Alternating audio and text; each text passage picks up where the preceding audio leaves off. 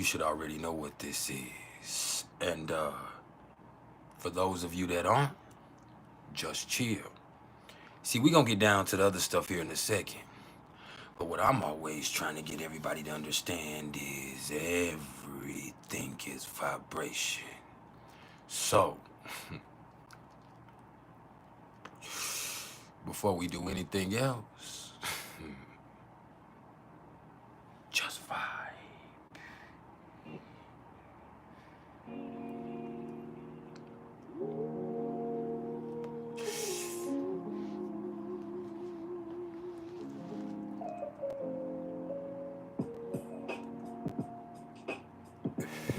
Make sure you hit the like button as you come in my door.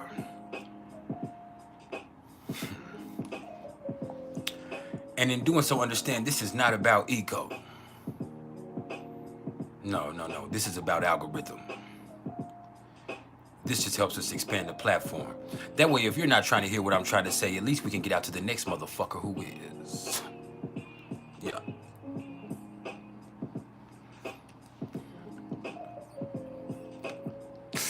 Vibe.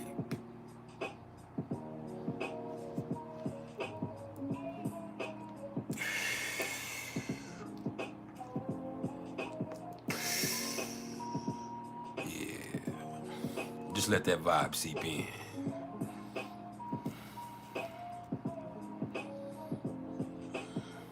And we're going to take just a few minutes to let a few more people trickle in. And then we're going to get down to the nitty gritty. Now, the nitty gritty is going to consist of us touching on the transits and elaborating on the aspects that might be affecting you. But then after that, we're going to have us a nice, long, teachable moment. That means I'm going to touch on the Galactic Center and what that could mean for you and your chart. And then after that, we're going to go through all of the major asteroids and see how that could be affecting you.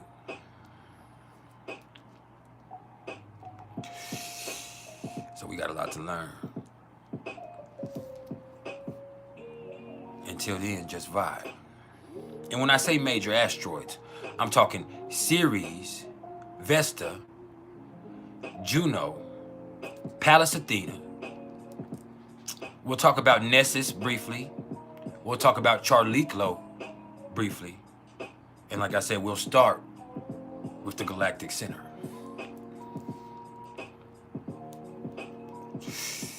But first,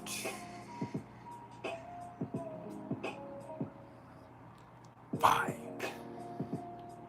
Oh, we got Love 12 in the house, my motherfucking apprentice. I'm smoking on some of that Love 12 right here. Taste the air. Oh, it tastes lovely.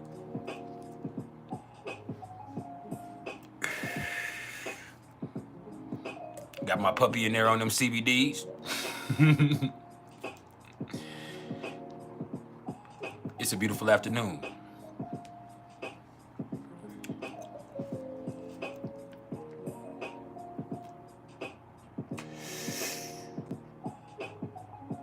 Beats by Bless Zone Now Music.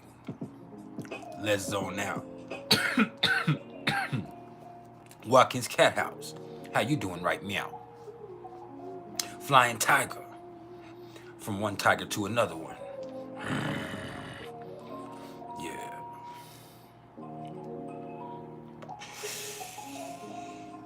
What's up with the whole tribal council? That's the vibe.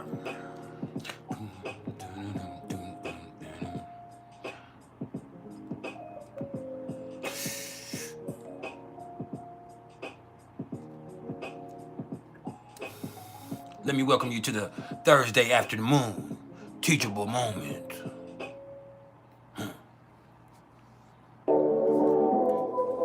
And if you haven't smiled yet today, now would be the perfect time to do so.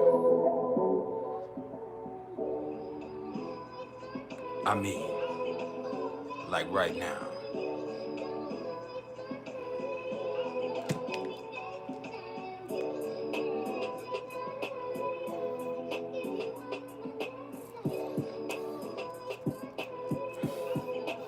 And if you can't find a smile for yourself, Please, allow me to be the smile on your face. Because at the end of the day, all I am is the smile on your face. All I am is the motherfucking vibe.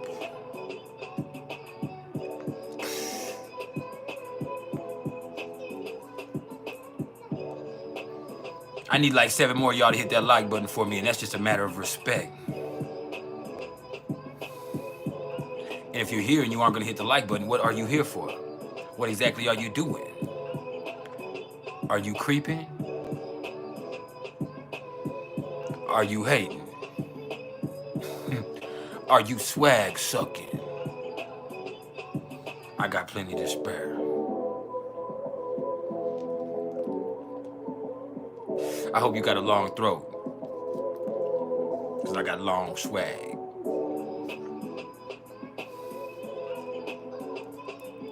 So long it drags. Vibe.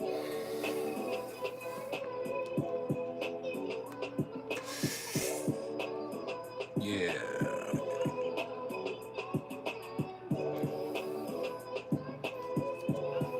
I ain't gonna waste too much of your time. We're gonna take just a few minutes and then we're gonna get down to it.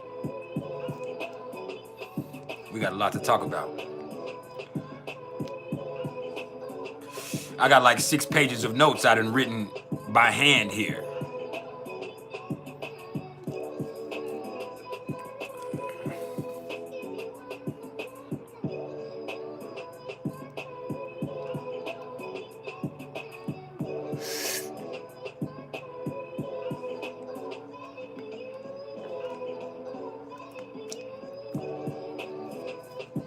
Yeah.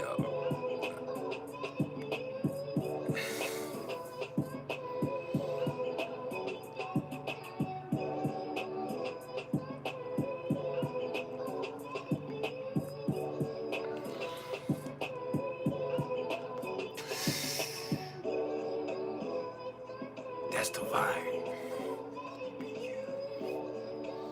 We about 3 minutes from getting started. I ain't gonna waste your time. I just need you to come with me. On a trip to the galaxy.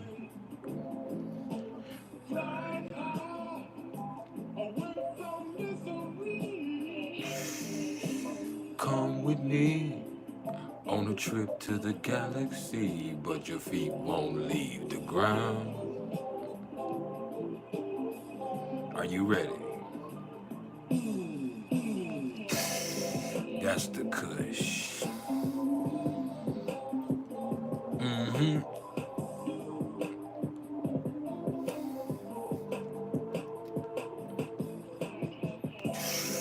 It's about that time. That time for you to open up your ear and let me crawl into your mind. Yeah. Just one time. That's all it takes. It only ever takes one time with me.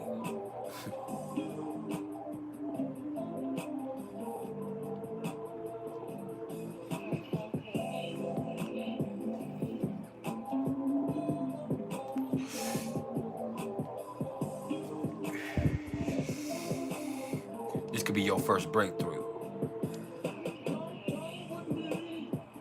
On a trip to the galaxy, flying high, away from misery.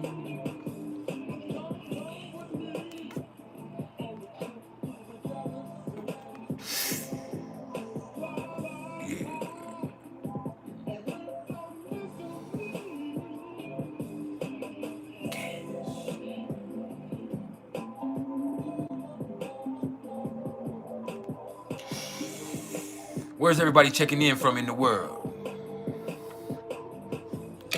It is 2:10 in Narnia.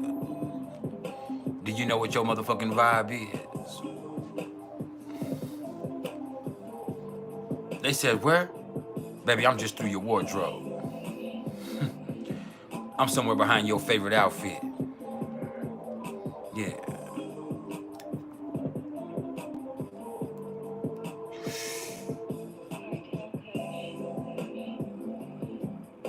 Mars mindset coming from Toronto.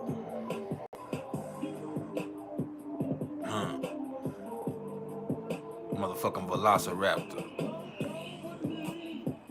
On the trip to the galaxy.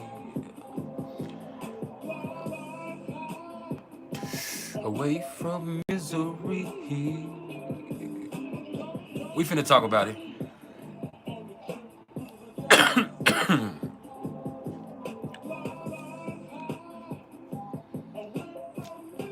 Flying Tiger coming from that Vancouver.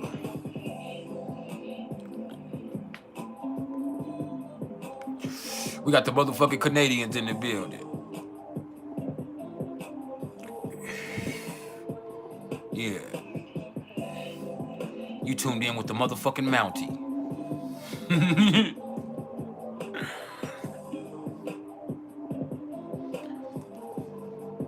Yeah. Tina Clara Marie coming from North Carolina.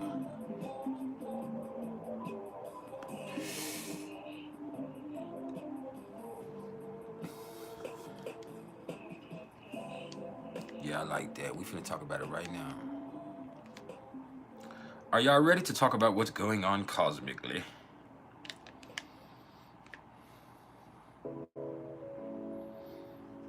See.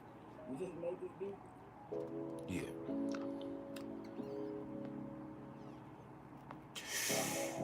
We got the sun at 15 degrees of Sagittarius. And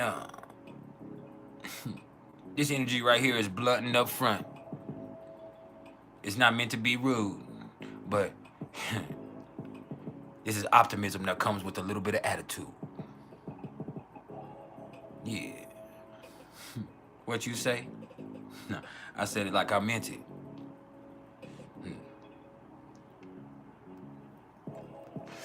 See, when we in this Sagittarius vibration, the first thing I need you to understand is you just gotta try it. Fuck fear. We here. We in the experience. You either living in it or dying from it. Either way, no need to do no running. Now, this Sagittarius sun is sextile to the moon and trying to Chiron. So would it be a sextile to the moon in Libra? Remember, you're not alone. And also, try your best to make the best decision possible. But with the sun trying to Chiron in Aries, you might not make the best decision possible, but oh well, you learn from this shit. You learn from it.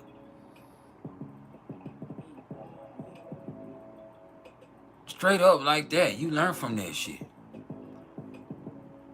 You learn, you take it, you catalog the experience, you know not to fuck around like that next time. Or you know, this method is productive. I like how this works out. Yeah. And there's nothing wrong with that either. There absolutely is not anything wrong with that in its own expression, ever. You just have to make sure it's an honest expression. And if you're in an honest expression, fuck it. Fuck it. Even the lessons are blessings in Sagittarius season. And as long as you know that, it's the experience that matters. It's not about the destination, it's about the journey. This is talking about the search for truth, the search for purpose. But the thing is, purpose is not a destination. The purpose is to live purposefully. To experience unapologetically. To express honestly. To create inspiration. Yeah, all of that shit.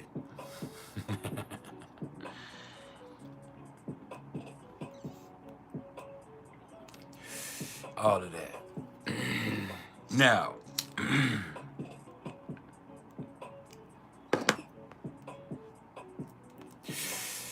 that does bring us to the moon. And the moon, as we speak, sits at 14 degrees of Libra. Now, I like that because it's conjunct my ascendant. It's on the 12th outside, but by the time the night is over with, it'll be in that first. You hear me?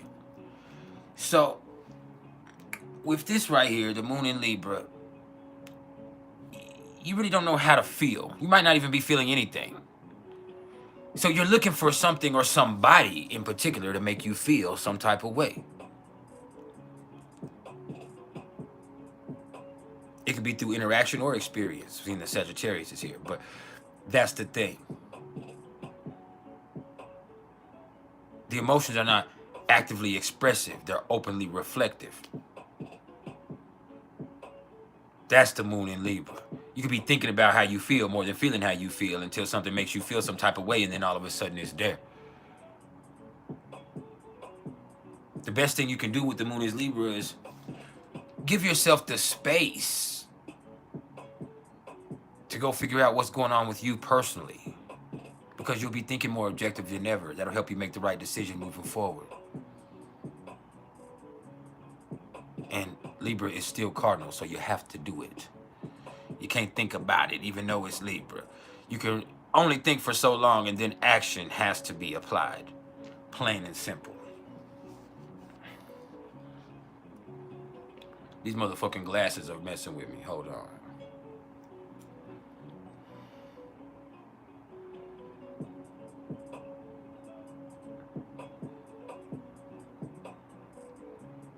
I don't even know how they're fucking with me.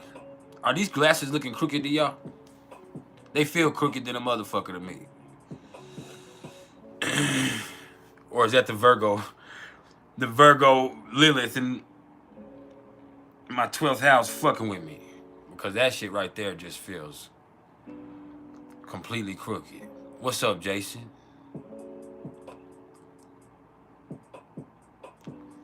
She's just fucking with me.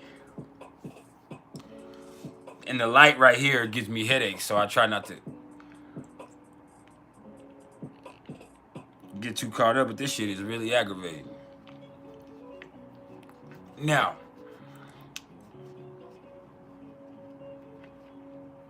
maybe you have to switch it up. Mars, let me switch it to the other shade. We know these ain't crooked. Now these feel crooked. No, they ain't crooked. They ain't crooked.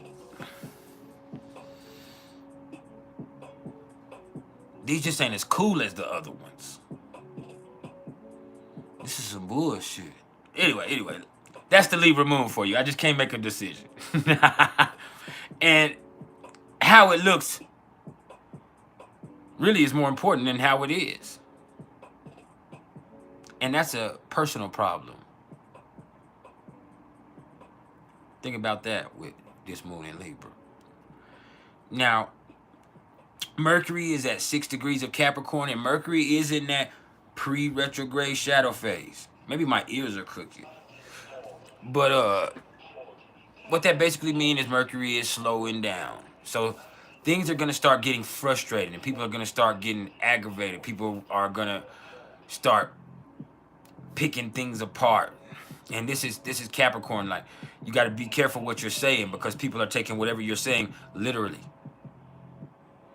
So make sure you are expressing literal facts when you're speaking.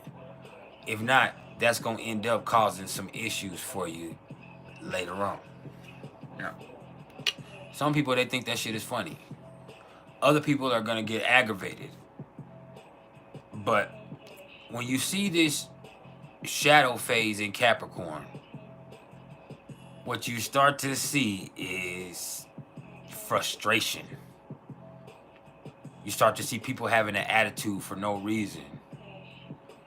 You start to see things getting taken personally. You start to see yourself being more sensitive than usual. So you really have to have the appropriate space to think clearly and to communicate effectively.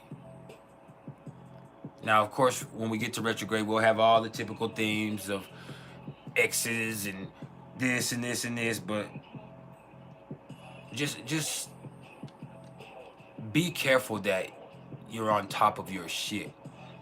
Keep your shit together with Capricorn. Try to stay disciplined and organized, because if you get disorganized or undisciplined, then it's going to create problems with other folks, and it's going to create frustration with self. Plain and simple. Now, Mercury at this moment right now is sextile to Venus and trine to Jupiter, forming a beautiful trine with Jupiter. So you just got to calm down. With Mercury sextile to Venus, you can be hyper focused because Venus is in Scorpio. You can feel a little crazy right now as you're nailing down fact after fact after fact. But you also got to chill and see how things work out instead of forcing things. That's the problem with Capricorn and Scorpio, is that force of that energy. So with that, you can force things, and that right there causes a strain in itself. Whereas that trine between Capricorn and Taurus is like, okay, do what you can do what you have to do, but chill out and allow things to develop at the same time. Don't force.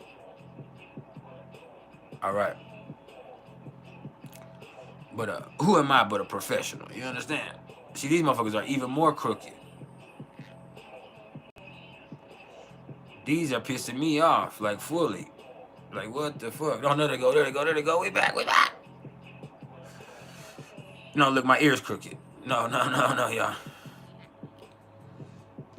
I don't fucking know. These fucking shades are annoying and then motherfucker. I done fucked them all the way up and bending them. It's a damn dog. Fuck it.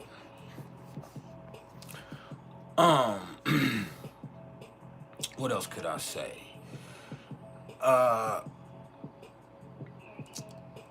Let's just go to Venus. Venus is at 3 degrees of Scorpio. So, with Venus in Scorpio, I know it. Don't get me started. With Venus in Scorpio,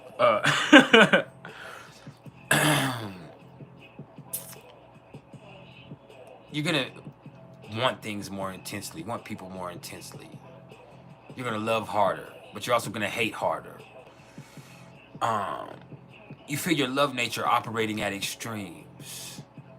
You feel yourself a lot more sensitive than you normally are, and what's really a lot more sensitive than what's comfortable with you personally. I'm talking about all of us. For some people, that creates more passionate experiences, but for most people, it makes them mistrustful of their own emotions and mistrustful of other people. Like, what are you trying to pull? You feel things so intensely that it can make you crazy. I mean, utterly fucking crazy. But, I mean, what you gonna do? Lose it? I don't think that's a option here. These are crooked than I keep putting these crooked ass glasses on. Oh man, what happened to my shades? No, they're not crooked now. Alright, we're good. Are these crooked?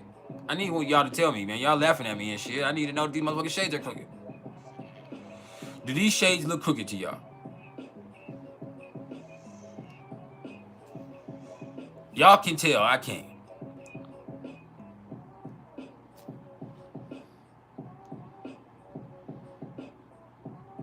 Maybe the camera's crooked.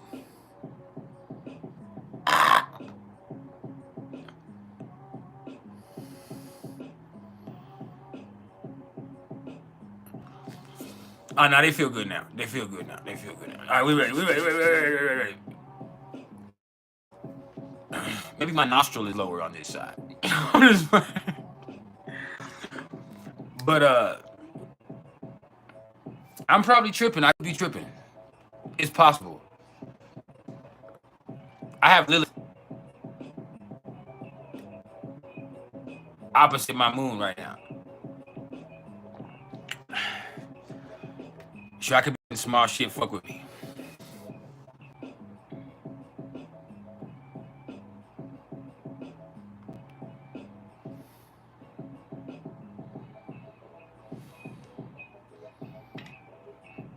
This shit's crazy.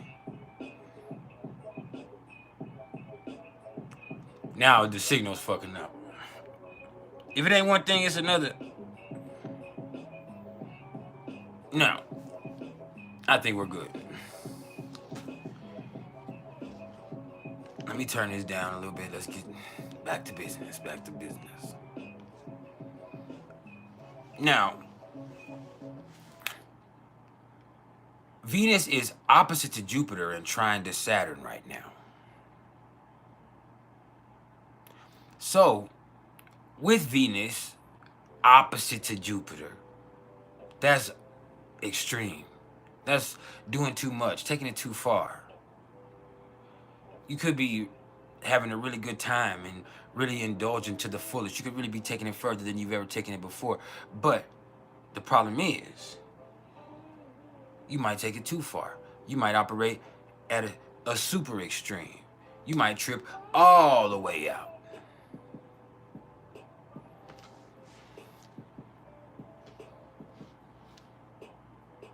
No. That's a problem. That's definitely a problem. Is it fun? Yes. Could you enjoy it? Yeah. Could you come up? Yeah. Could it be sexy? Yeah. Especially those people who have planets, you know, right around 2, 3, 4, 5 degrees of Scorpio. Oh man, this could be really profitable and sexy for you, but you can take it too far. You take it too far with Venus opposite to Jupiter, you enjoy it, but you end up losing. You give up something also. And that's not fair, but that's life, ultimately.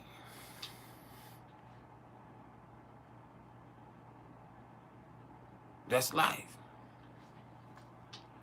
Now, with Venus trine to Saturn, this means in the process of all of this shit going on emotionally, you realize something. It might be sobering. It might not be something pleasant, but you come to a realization that right there allows something to progress, allows something to grow.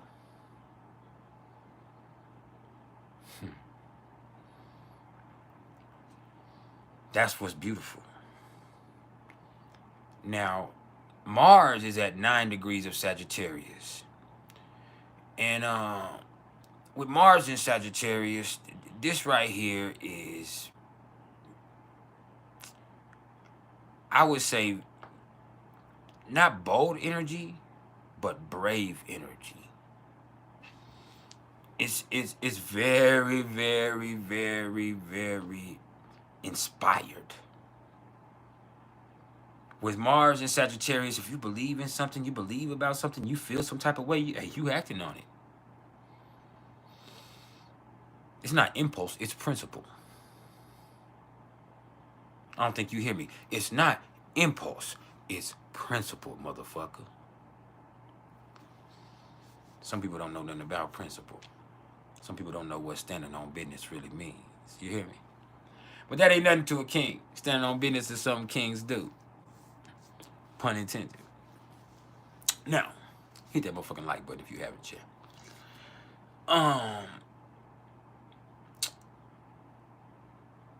With Mars in Sagittarius, you just do have to be careful that you don't gamble and fuck yourself up or fuck something up or miss a detail and end up taking a loss.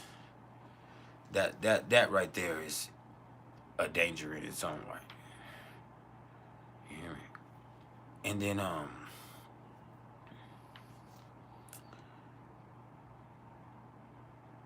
Jupiter sits at 6 degrees of Taurus. So really, Mars and Jupiter are in conjunct to each other also. And that's interesting in its own right, because that once again tells me about you doing too much, taking it too far, overplaying your hand, misusing or misinterpreting the luck that you do have. So that's an interesting concept to think of and incorporate in its own right. Now, Jupiter sitting at 6 degrees of Taurus just tells you, even in retrograde, you got to be patient. You got to chill out, but you can't stop and wait. You got to grind it out. That means take your time, do what you can, patiently accumulate along the way. Because if you stop, you might get stuck. If you wait and you expect, then you might not ever get anything. And then what you do get, you won't value the right way.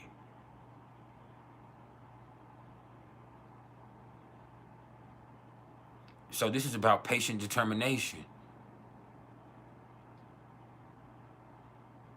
It's about if things get slow and things aren't moving the way or progressive. Damn, my whole mic stand fell, excuse me.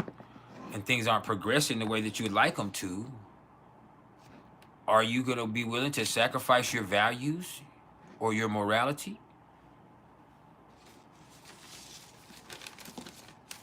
If you are, you might be shunning your own blessings, ultimately. But the choice is yours. Now, I need like 5 or 6 more y'all to hit that like button for me, and that's just a matter of respect in its own right. All right. Now, that brings us to Saturn. Saturn sits at 1 degrees of Pisces. Look, no matter what's going on externally or what people are telling you, this shit don't have nothing to do with that. Saturn in Pisces is about you dealing with something inside of yourself. Whether it be a fear of isolation, a lack of faith, a fear of death, an addiction, avoidance behavior, escapism, emotional immaturity, doubt with family members, depression. It's about something inside of you. This is Pisces.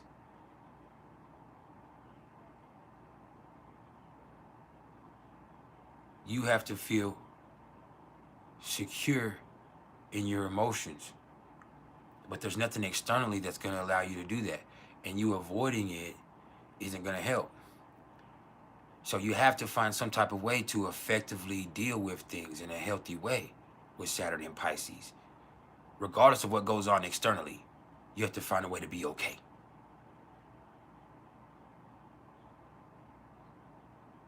That's the thing. This is about emotional maturity. It's about finding faith. You have to deal with that. And that means conquering fear. Now, Uranus sits at 20 degrees of Taurus still, I believe. So that in itself is about finding a stable place to operate from. Hey, we're in tumultuous times. We're in a chaotic economy. Who knows what's going to happen? We're on the brink of war in several different areas, in several different countries. Not just the United States, but really the whole world. The way that the trends operate, it really influences the market in a way that you cannot have a stable market. The old days of the bull market and the bear market don't fly anymore, because everything is so culturally influenced that the market fluctuates in ways that they never could have fathomed or predicted before.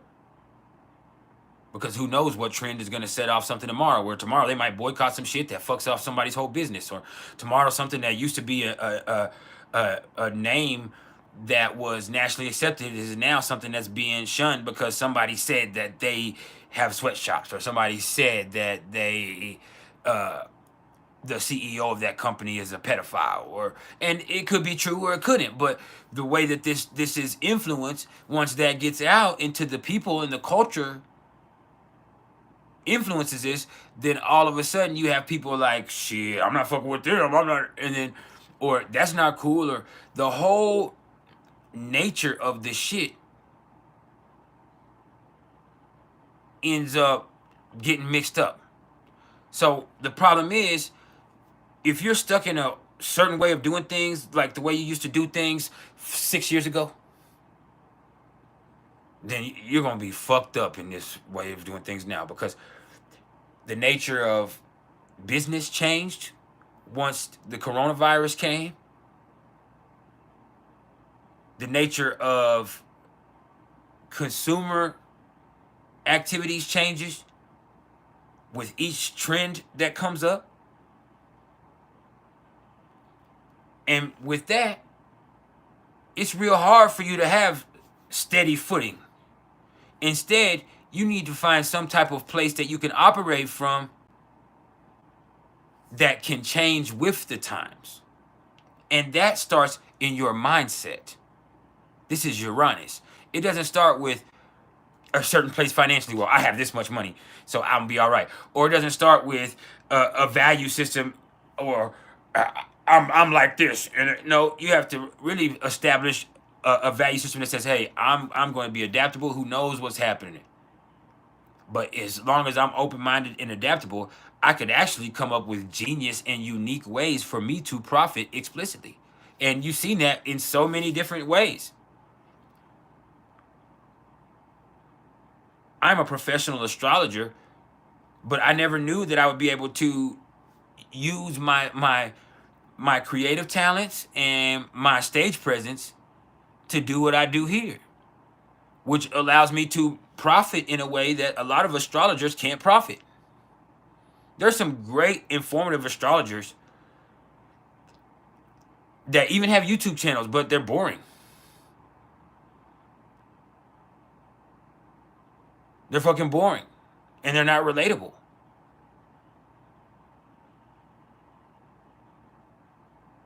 People like myself, people like Uncle Fernando, people like several people, even Dolo, people like KRS channel, you know, and there's several more. I could mention a lot. I'm not leaving anybody out. I'm not going to go through it. And I don't want everybody to start naming their favorite astrologers in the comments, because that's not what this is about. But these are people who, because of their showmanship,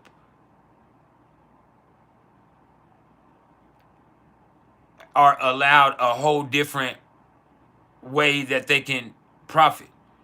Like my business is, it gets, I have slow days where I'm like, hey man, y'all need my business, but it ain't slow where it's dead. My shit ain't never been dead. And it won't be, because I'm not the type of person to allow it to do so. And I'm a Mars in Capricorn, so I'm gonna work as hard as it takes to be successful. But even beyond that, my charisma draws people to me. And it adds another layer to the whole mix. And I'm aware of that. You know, we're going to talk about asteroids here in a minute. That's because I have Pallas Athena along with Venus and Mercury in Leo in my 10th house. That's what my natural thing is my charisma. That's why people love me. That's why people fuck with me. And I have natural charisma and stage presence, even as an introverted person.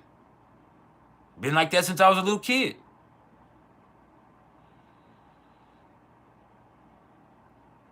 And so the charisma is a big thing there. Now, I would have 5 years ago, 6 years ago, I would have never thought about this. I managed a bar. I made decent money. I helped people with astrology when I could. I read charts when I could. I rapped. I did all this other stuff, but I never even thought about this avenue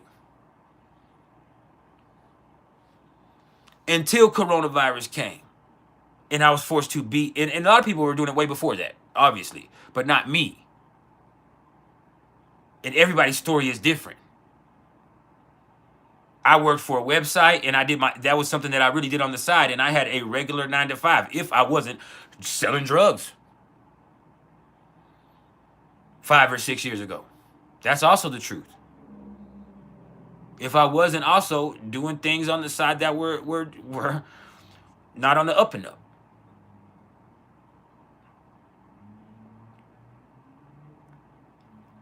And so as I had the spiritual awakening even further than I had started years ago, and as I really started getting more into trying to grow, I started being privy to these opportunities in this type of atmosphere. And then one day it dawned on me, like, bro, you the same way they do it, like you could do it but better. You're more talented, better looking, more more knowledge, better charisma, just as tuned like. And it's not a competitive thing, even though it is, because it is business. But it's more or less, all right, boom, and a unique opportunity for me to profit. How many ways have people found ways for them to work from home? How many ways, because of the nature of content creation now, are people just dancing and making money? How many ways are people and their boyfriend just making videos of them and people thinking they're a cute couple, and now they fucking monetize their shit and now they make thousands of dollars and their couple is a household name? How many athletes and actors and actresses and musicians can't even be just athletes or actors or musicians? They also have to be content creators these days. They have to have a podcast also.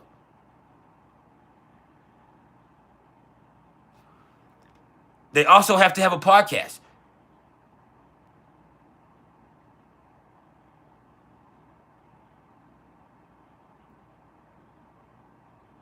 Because in this day and age, that is how it has to go. This is basically a podcast, but people still hit me up at least twice a week and say, hey, bro, when you drop in the podcast? And I'm like, well, what I do is kind of like a podcast. And they're like, no, bro, but we need the podcast. And I'm like, so what do I need to do? Blur out my motherfucking Cowboys poster in the back and put some headphones on? I'm already talking into a microphone. And they're like, bro, but what about the podcast?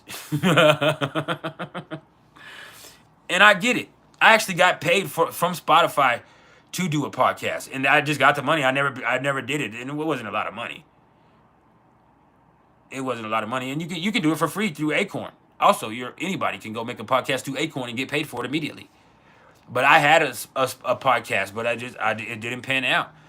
And the people that I was doing it with, it wasn't just me. It was me and another individual who actually fostered the deal for us. It just didn't work out. And whether it fell through on their end, I'm not legally liable for it. I got a little money from it because I was going to be, my voice was going to be prominent in it. I mean, it was my creative vision. But it didn't work out like that. It was going to be the Rodcast. The Rodcast. Oh, these are crooked, y'all. See him crooked? That's crooked. These motherfuckers is crooked, man. There, that's better. There, that's better. Y'all talking about they're not crooked? They are crooked. Shit's fucked all the way up. But yeah, we's gonna have the Rodcast. And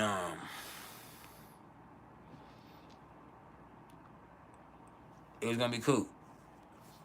It was gonna be cool, but it didn't work out. So it is what it is. Either way though, with Uranus and Taurus, there are unique ways for you to profit and prosper out here. Like for each one of us, like so many different ways. Anybody can go get their license, take their car registration, and they can make their own hustle doing DoorDash, Grubhub, Post-its, all that shit. You can just turn your regular ride into a motherfucking business on its own. Anytime. They didn't have that shit available just not too long ago.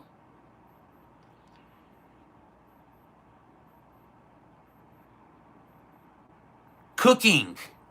So many motherfuckers. All right, I make plates. Oh, now that's the thing. That's the big thing nowadays. Everybody at home, they don't give a damn about FDA regulations. The health department ain't coming to their crib, nothing. These motherfuckers making plates like a motherfucker. And if they ain't making plates, they got cooking videos. You got the dude that that literally makes videos on purpose in a roach-infested trailer. I don't know if y'all have ever seen his videos, some of y'all on Facebook or Instagram, but he literally lives in some type of nasty-ass environment, or he goes out to it because he lives in a regular house. But you'll see him fucking walk out to this trailer, open it up, it's roach and racid infested on purpose. There's nasty-ass dishwater. He washes the shit off, cooks shit on a nasty ass counter on purpose, makes some a gourmet ass meal right in the fucking nastiest of the project, grossest ass shit. Like, damn. You have motherfuckers that make money just from eating chitlins all day long. Big greasy motherfucker, sloppy motherfuckers that all they do is make chitlin recipes with motherfucking chitlin nachos and chitlin stew and chitlin loaded baked potatoes and all kinds of shit. Like, that's something that's is real. People do it these days. They take the stuff that they like to do, and then they make money off of it. Motherfuckers go get a surgery, get a BBL, and they got motherfuckers following them around walking. All they do is motherfucking walk. Got somebody following them around while they fucking walking.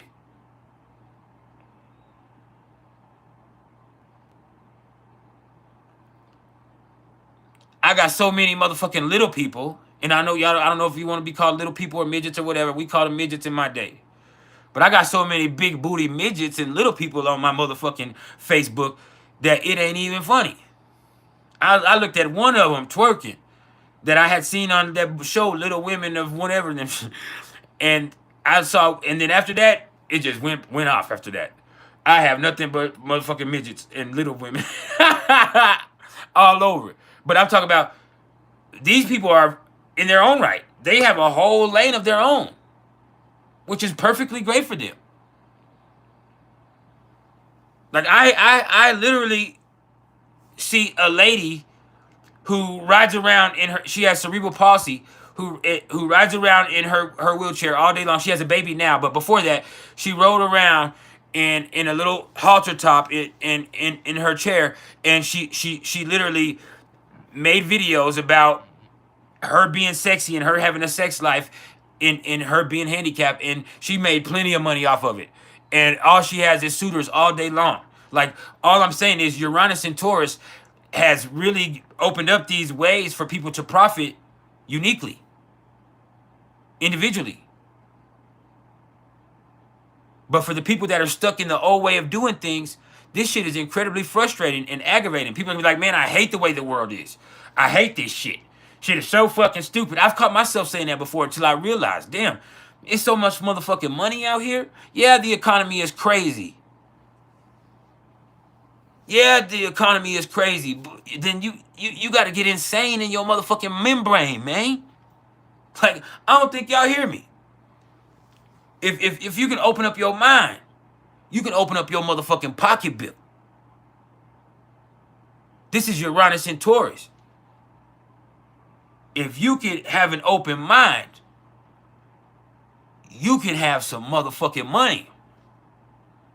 But you can't get comfortable or stuck or be stubborn. That's why Uranus doesn't do good with Taurus. Can't do the same old shit and play it safe.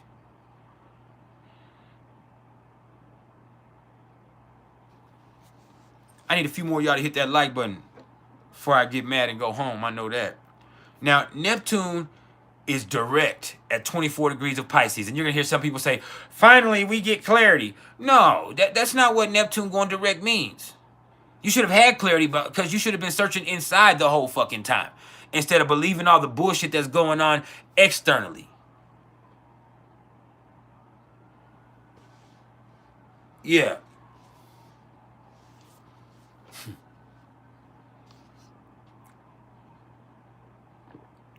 Neptune direct means now they finna feed you some more bullshit. You finna see things a whole different way than you just saw. And the retrograde was giving you a chance to figure out where you were looking from. Not what you're seeing, because what you're seeing is always going to change. But where are you observing from? That's the fundamental question.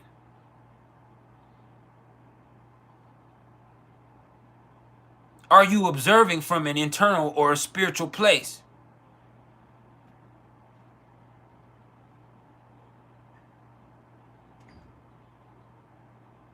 That's the question. Hold on, I think that's my junior. Junior!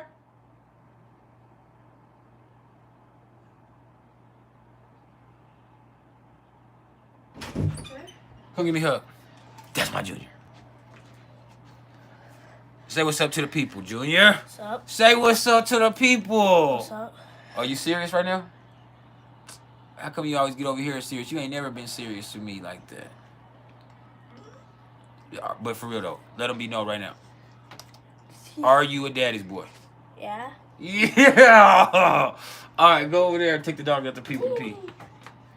Now he needs to just pee. He just pooped not too long ago. Please, all right? Okay. We talked to your teacher today. We'll talk to you about it later. We just came from the conference. You're not in trouble or nothing, but we'll talk about it in a little bit. Okay.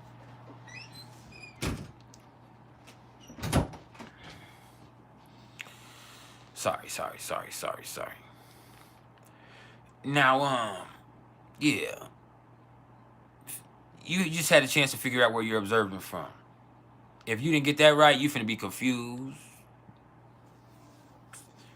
And that's a personal problem. Because I'm not. Now, Pluto is at 28 degrees of Capricorn. So, basically, this just means life is, and situations are getting frustrating. People are frustrating you. That makes you feel some type of way. But that frustration doesn't have to destroy things. It should really be kind of pushing you to make changes for the better. To mature and grow the fuck up. Yeah. Grow the fuck up. Some of us can't, though.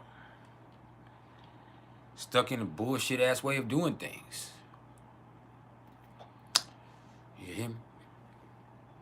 Now, these glasses are pissing me off, y'all. And I'm not taking them off because I'm going to get a headache.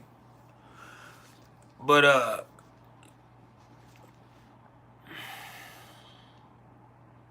you just have to make the changes for the better. And that's, a lot of times, that's not complaining, that's changing. It's not about complaining. It's about making changes. Going to work. Don't bitch. Fix. Fix things. Get your motherfucking mind right, baby. You a simp. And I'm a red hot undercover pimp. You hear me? And my glasses are crooked, so I can't be that pimping. I blame y'all. I think one of y'all fucked my shit up. These motherfucking glasses are annoying than a motherfucker, though. I'm telling you that. Anyway,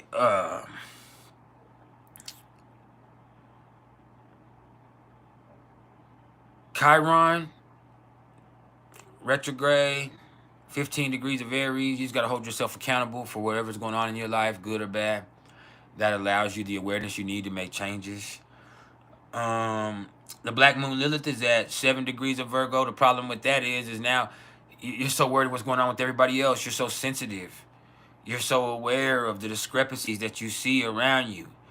You're so critical and analytical and technical. You're so motherfucking observant. But at the same time, not reflective.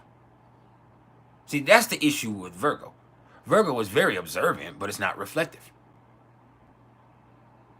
Especially when the Black Moon Lilith is here. You can find yourself overly excited, a little too nervous. You can see yourself overthinking situations. That causes health issues. That causes frustrations. That causes breakdowns in communication.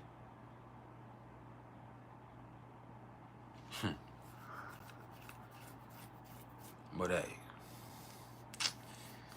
sounds like a personal problem to me. And then,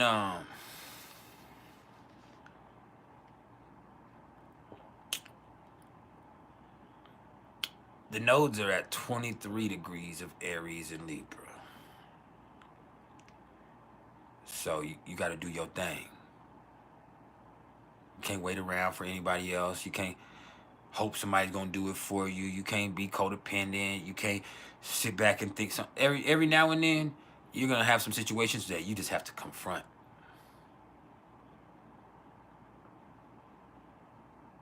you also are going to be confronted with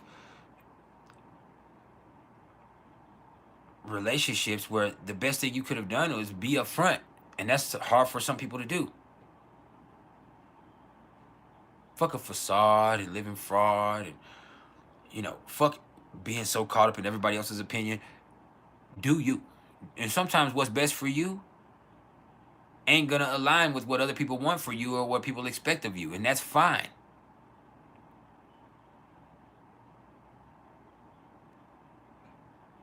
It's not about them. Your destiny is yours. You gotta take it. Make it. That's big too. That's big too. Now, the numerology of the day is an 8. But there is a 7 connotation of it, seeing that it's the 7th. So while we're in this 8 vibration with this 7 connotation, this is where you boss up. This is empowering. But it ain't gonna be easy or fun. There might be some uncomfortable parts that you have to deal with in order for you to get the power you need.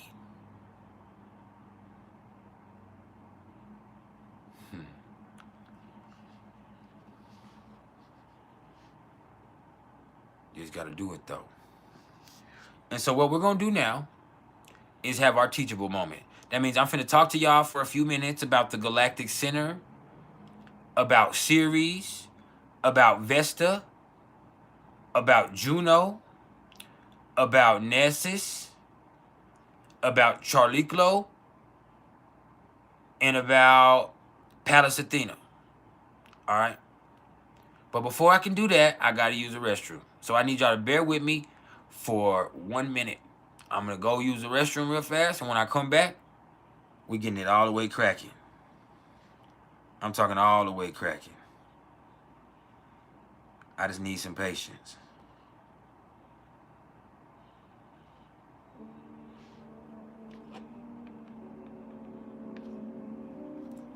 I'll be back in 1 minute. I need everybody to go share this on whatever social media platform they mess with, on whatever Facebook groups they're a part of that celebrate or appreciate astrological work. So I'm finna teach you a little something. I got about 6 pages of notes here I took. So, let me go use the restroom. I'll be right back. I need a few more y'all to hit that like button for me too. And don't be looking at my booty when I go. Because I ain't got no big booty. Everything I eat goes straight to the front.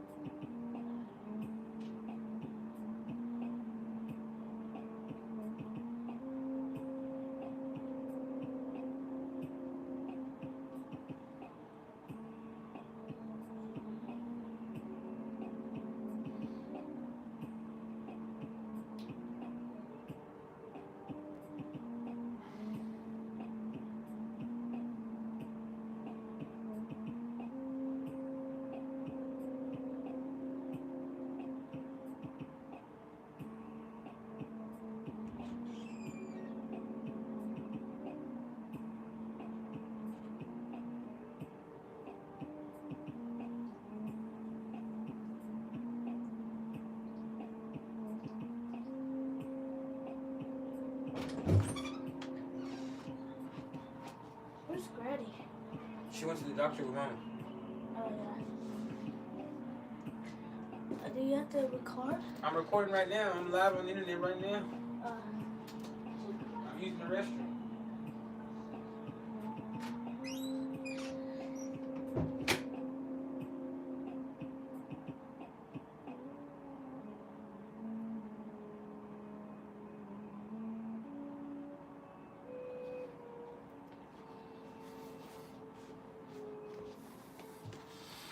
Now I'm back. Excuse me, y'all. So, now,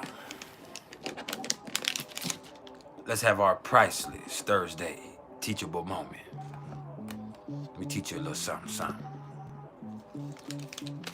And like I said, today we're going to talk about the Galactic Center and what that could mean for you. We're going to talk about Ceres. We're going to talk about Vesta. We're going to talk about Juno. We're going to talk about Nessus. We're going to talk about Pallas Athena. And we're going to talk about Charliclo. All right? And not in that order. Not at all.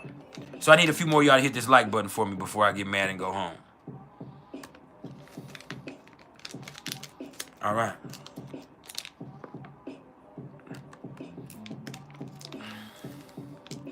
Let me light this bleezy real fast. Because y'all don't appreciate nothing knowing.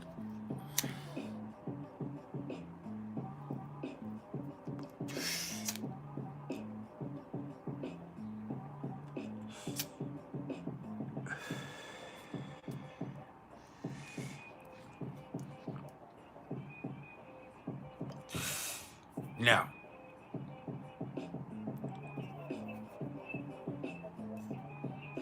I want y'all to know, first of all, that it has taken me a lot of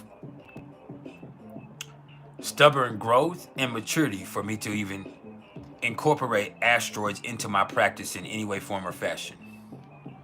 And I still haven't done so fully because I'm still studying a lot of them and I'm still determining the significance of some of them. Now, there are plenty that have been proven to have a significant influence on us. But there are some that people follow that are just bullshit. Now, the Galactic Center is not an asteroid. It's a point in the chart. And, hold on, there's my son. do you know what the mode is? No.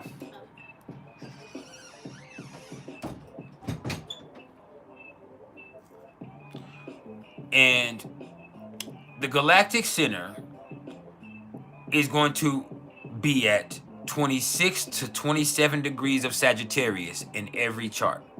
So wherever you have 26, 27 degrees of Sagittarius, that's the Galactic Center.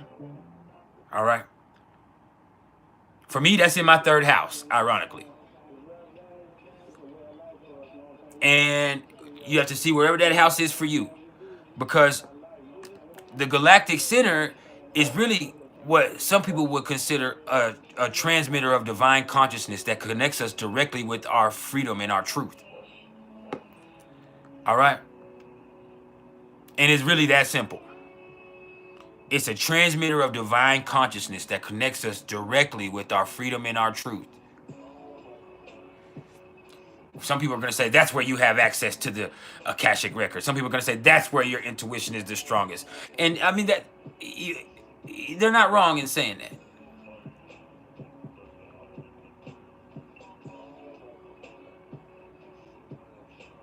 But when it comes to the house placement of the Galactic Center, if you have it in the first house, that would just say that you're somebody who personifies the energy of ascension and you connect intuitively with the new paradigm.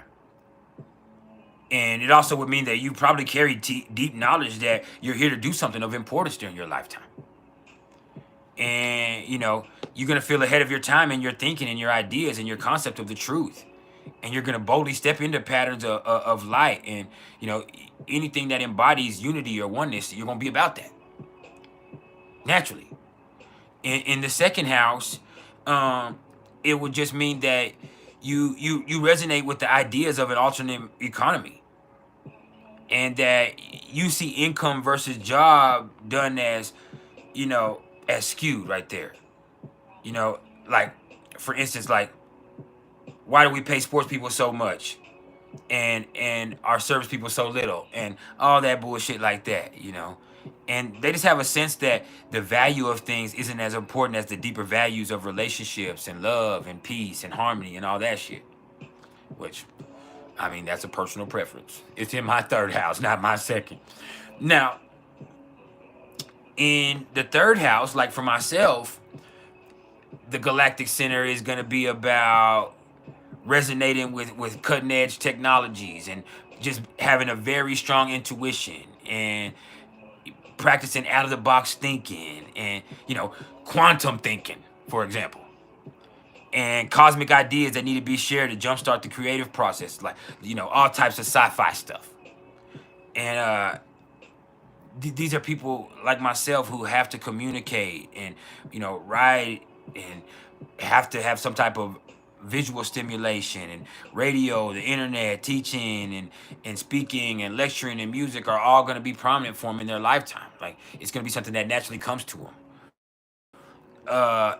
In the fourth house, you know, these are going to be the peoples who are the builders of the foundations of a new paradigm, and they're going to connect the past and the future with new ways of being. Sorry, y'all. I don't know how.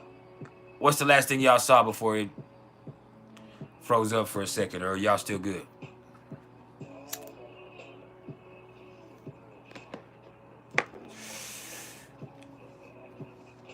No. Um. What else?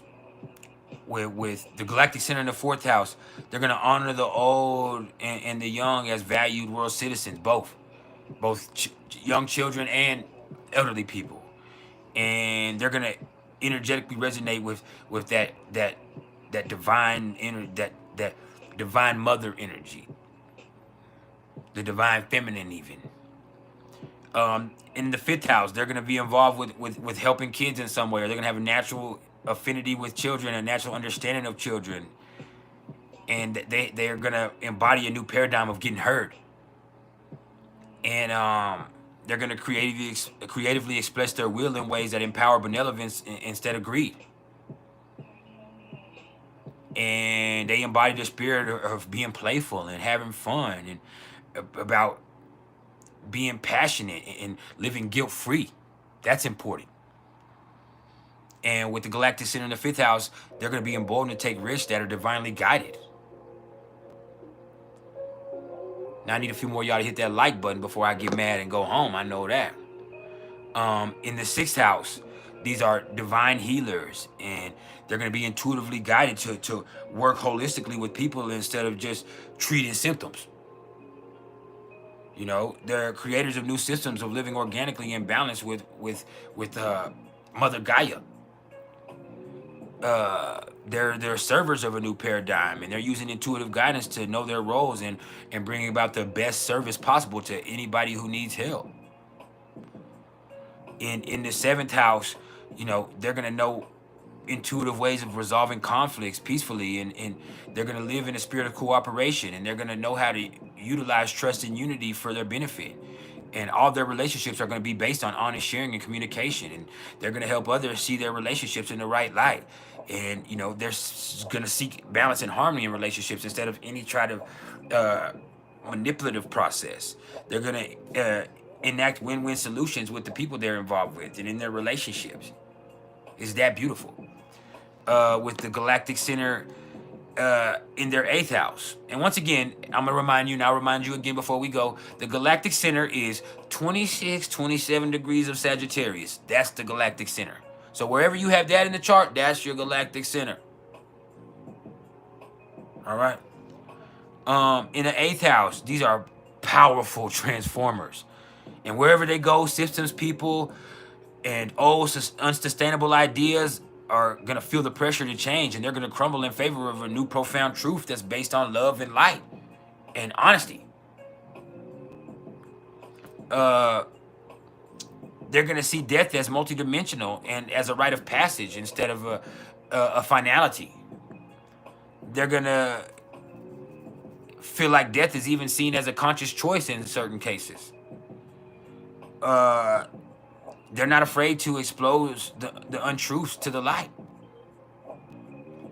They're going to really see sex as a powerful union of two souls and not a power struggle or manipulative tool. In the 9th house, having the galactic center in the 9th house is going to have you tuned in to spirit and source and God, and it's going to act as a clear receiver of divine information and impulse. My lady has it in the 9th house.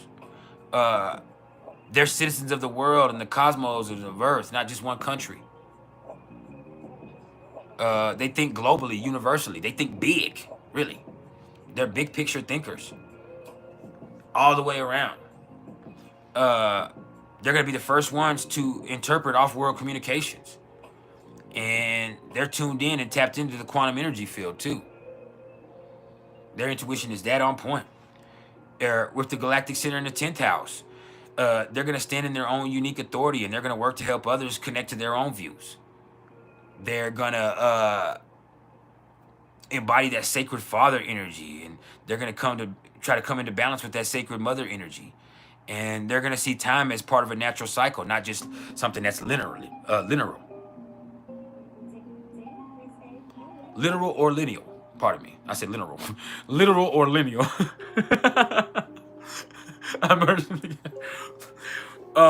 The galactic center in the 10th house is going to have careers and profession choices based on what's true for them that are going to be free of societal and cultural and familiar influence.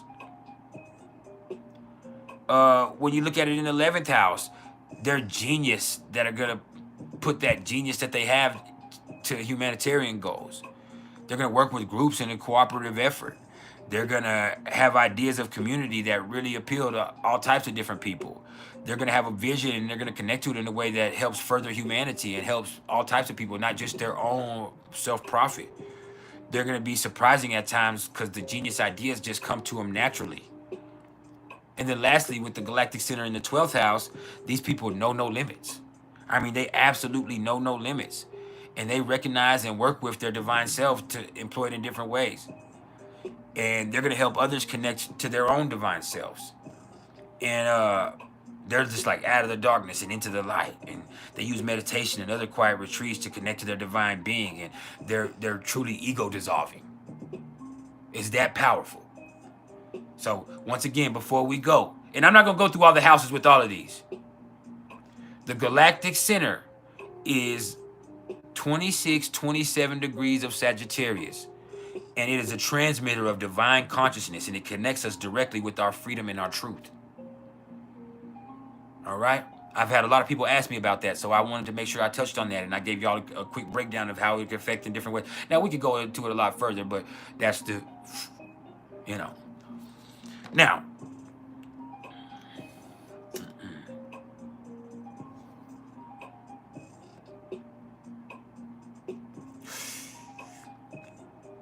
let's talk about Ceres. Now, first of all, Ceres is the first major asteroid that was ever discovered. And it was discovered on New Year's Day, 1801. So 1/1/1801. And Ceres is really considered a dwarf planet, just like Pluto. Ceres is so profound that it's considered a dwarf planet. And Ceres is thought to have a liquid ocean. That's important. And it's actually one of the main targets that we investigate for extraterrestrial life, supposedly here from Earth. And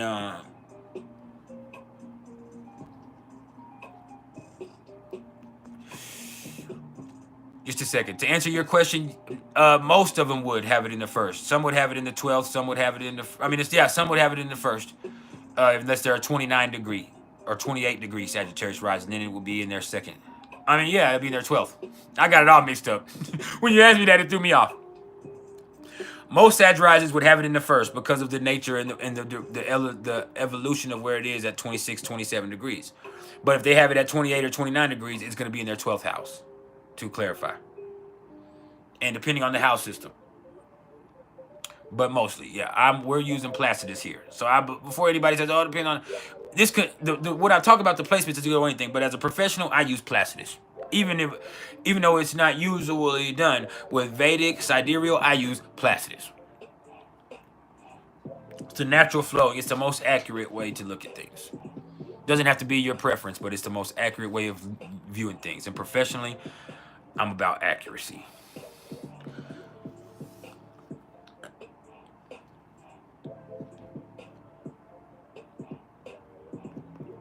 Now, back to where we were. With Ceres is represented as the goddess of the harvest and the natural process of fertility and renewal.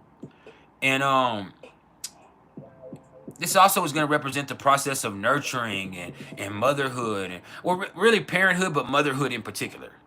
All right. And it's associated with the signs Virgo and Cancer. And if you're looking in a chart, a healthy Ceres is going to symbolize the ability to nurture healthily and take on responsibilities of parenting. But it could also be representative of somebody who has a close relationship with the earth as a grower or a gardener of some sorts. All right. Now, an afflicted Ceres is going to show issues with being able to nurture or be nurtured. And if you have a fucked up Ceres or an afflicted Ceres, it can show eating disorders. Think about that, the nurturement and the nourishment. It could show being rejected by family members or by the people you love. And if you're looking at Ceres by house and aspect, or even by sign, it can also point to the way that motherhood or parenting in particular manifests in people's lives. I have Ceres in Virgo in the 11th house.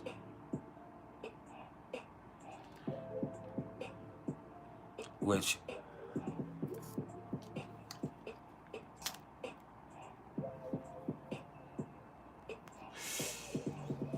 that's interesting. Now,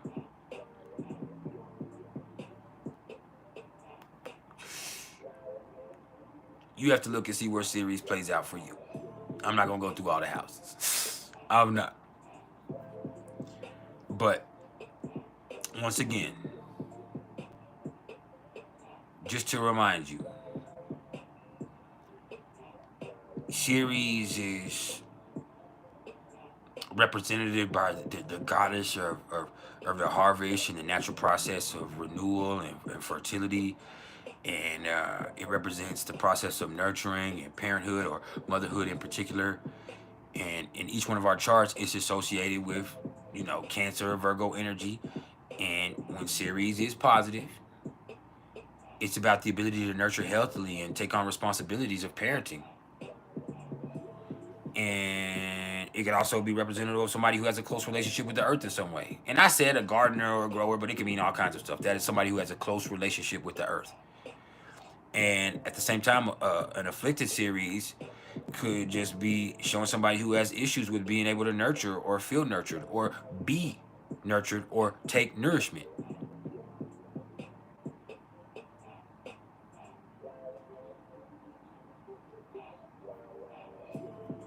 And like I said, that could represent as eating disorders or feeling rejected by the people that you love, or not having, or losing somebody, or not having somebody there, or being raised by, there's a lot of different stuff.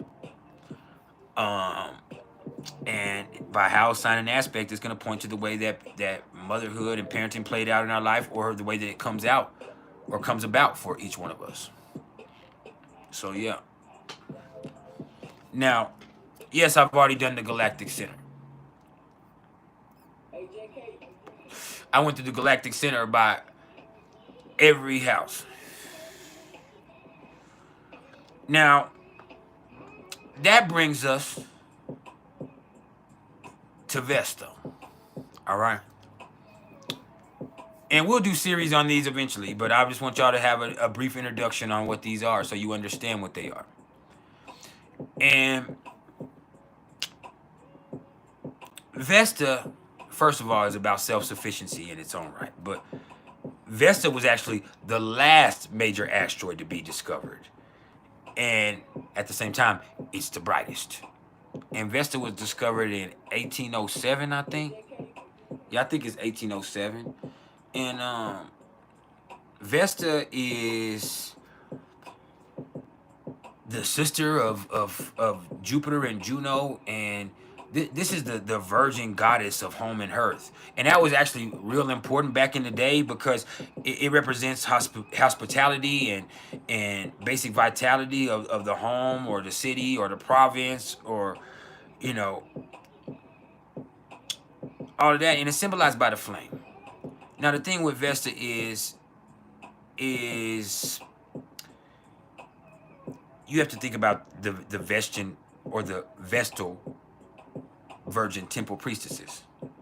And that's always something you're gonna have to speak about, because they gave commitment to no man. Instead, their commitment was to the inner flame of service to the goddess. But that service that they give for the temple or for the goddess could even be of a sexual nature. But they themselves remained untouched by intimacy and unpenetrated vaginally. So they could do all kinds of stuff sexually if it was in the service of the church, or in the service of the temple, or in the service to protect the city, or in the best interest of their province. And that includes sexual favors, but they themselves were not allowed to receive satisfaction or even pleasure. They were denied intimacy, or they denied themselves intimacy. And they basically did everything, which is, you know, that, but be vaginally penetrated. Now, the temple flame also had to stay lit. These temple priestesses had to stay, besides whatever they did in service of protection of the city, the province, they also had to keep that flame lit. They had to keep the flame in the temple lit, because that flame, pardon me, protected the city. If that flame went out, that means that temple fell. That temple is going to be outside the city gates or on the verge of the city. So if that vestal temple fell, then that means the city is going too far. The protection of the city is no longer there. And so the Vestian temple is very, very important, you know. And Vesta is associated with the signs of Virgo and Scorpio. All right. And when you're looking at Vesta in a chart, it's going to represent focus and dedication, but it can also be representative of issues of sexuality and intimacy and the balance in between them. And it could also speak of completeness of oneself. And it could point to sexuality without intimacy. And like for me, I have Vesta and Aries in the 6th house. And I for my own health, had to teach myself boundaries at one point. And I struggle. I've told people that know me that I actually struggle with being sexual without experiencing intimacy. I can fuck just about everybody, but it's hard for me to make love to the people that I love, that I want to make love with dearly. It's just hard for me to do. I could have sex and have great sex with just about anybody. But for me to make love to someone and allow myself to be vulnerable in that way, it is a struggle for me.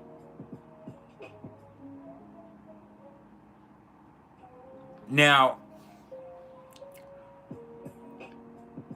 Vesta also represents where you have extreme focus, where you're protecting that flame that burns inside of you at all costs. How do you protect that? For me, my vitality is everything. My strength is fixing my vitality. Y'all know I've told y'all when I don't feel good, when something's fucked up, I go start doing push-ups. I don't go sit down and lay down and try to figure out what's wrong. If I don't feel good, I do push-ups. I try to get active. I try to figure out what's going on, and that has to do with my Vesta right there.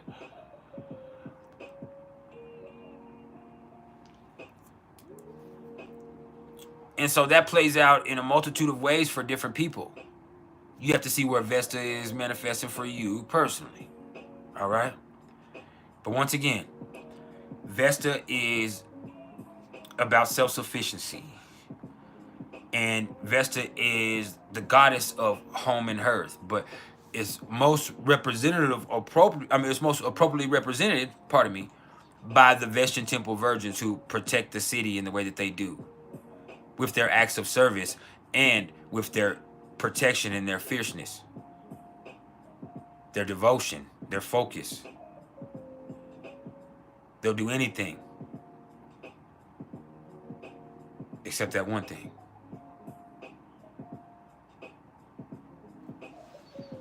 Now, that right there brings us to Juno. All right. And we're doing this all out of order. All right. And Juno was the third of the 4 major asteroids to be discovered. And I think Juno was in 1805, I believe. Yeah, 1805. And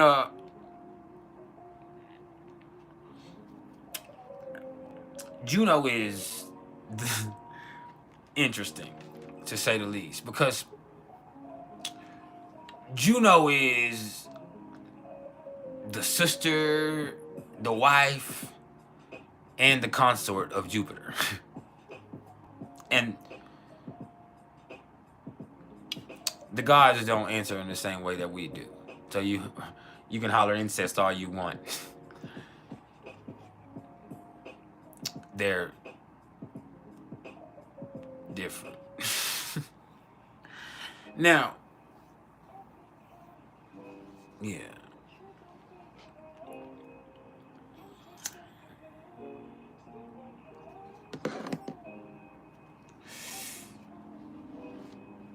Looking at this,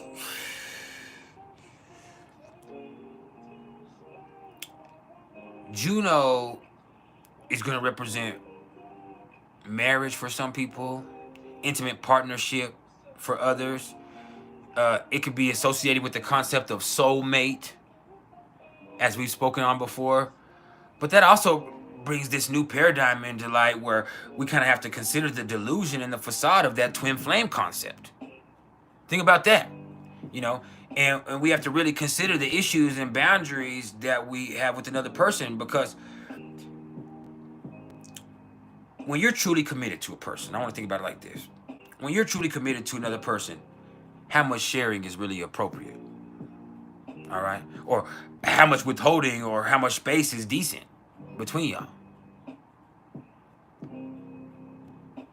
And are issues of jealousy and bitterness or projected authority and control over another person still symbols of love? See, those are real questions you have to ask when you're dealing with the soulmate and when you're in those deep karmic connections and you're dealing with that energy. You know, this also addresses intimacy needs. And it asks a person what they want versus what they need. And this is the domain of Venus and the moon.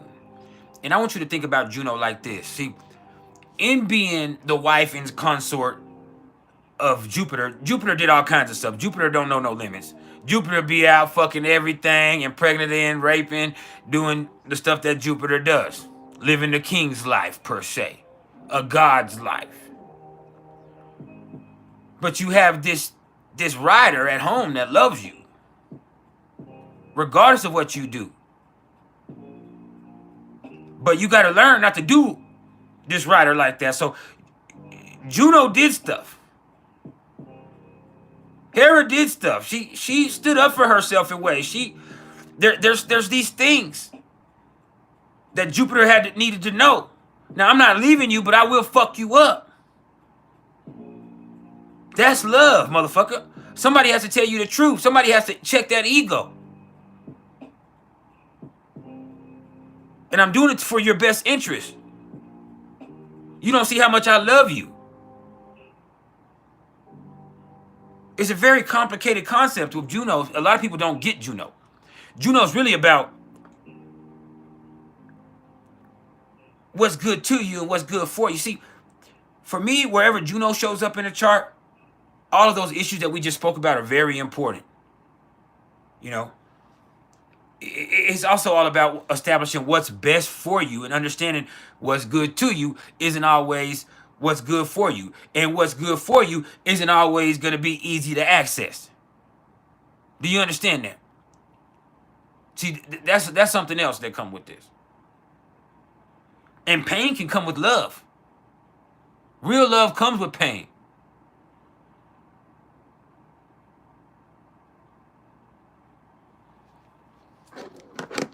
Juno is a motherfucker, man. But once again, you know, Juno represents marriage or intimate partnership, the concept of a soulmate, but just that alone brings a whole different realm into it right here. You know, it makes you consider that paradigm of, you know, where that delusion of the twin flame concept comes into play. And that brings the issues of boundaries with another person into play. Because, as I said just a second ago, when you're truly committed to another person, how much sharing is really appropriate? And then how much withholding or space is decent between y'all without that causing an issue? And are the issues of jealousy and bitterness or projected authority and control symbols of love still? See, some people, hey man, I love you so much, I don't want you to fuck. I'm trying to keep you away from that. I'm trying to protect you. I don't want you to be around those type of people, because what if I lose you?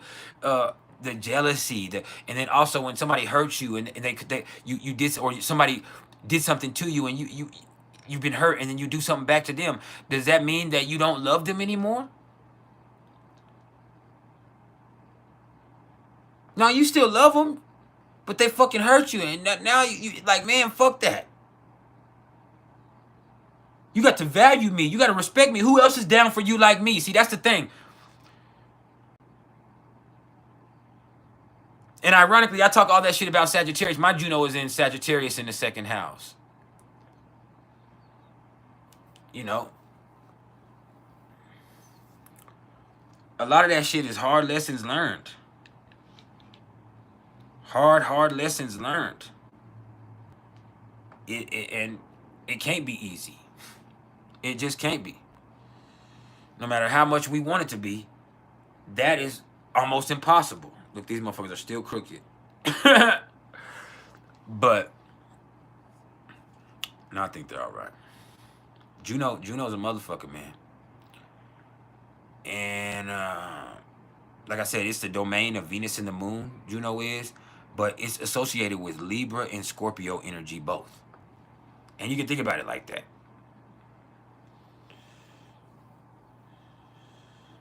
What's up, Divinity Luna? How you doing? How you doing? But yeah, it's been a long time. I shouldn't have left you without some dope beats to step to. Alright. But yeah, Juno is some deep shit.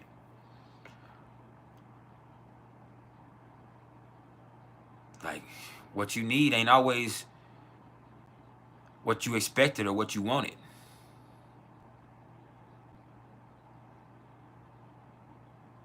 What's good to you ain't good for you. What's good for you ain't always easy to access or to maintain. And Juno teaches you those lessons so that you can have a healthy partnership, a true intimate relationship with somebody.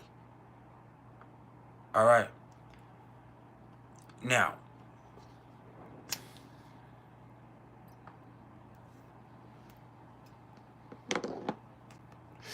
That brings us to Nessus.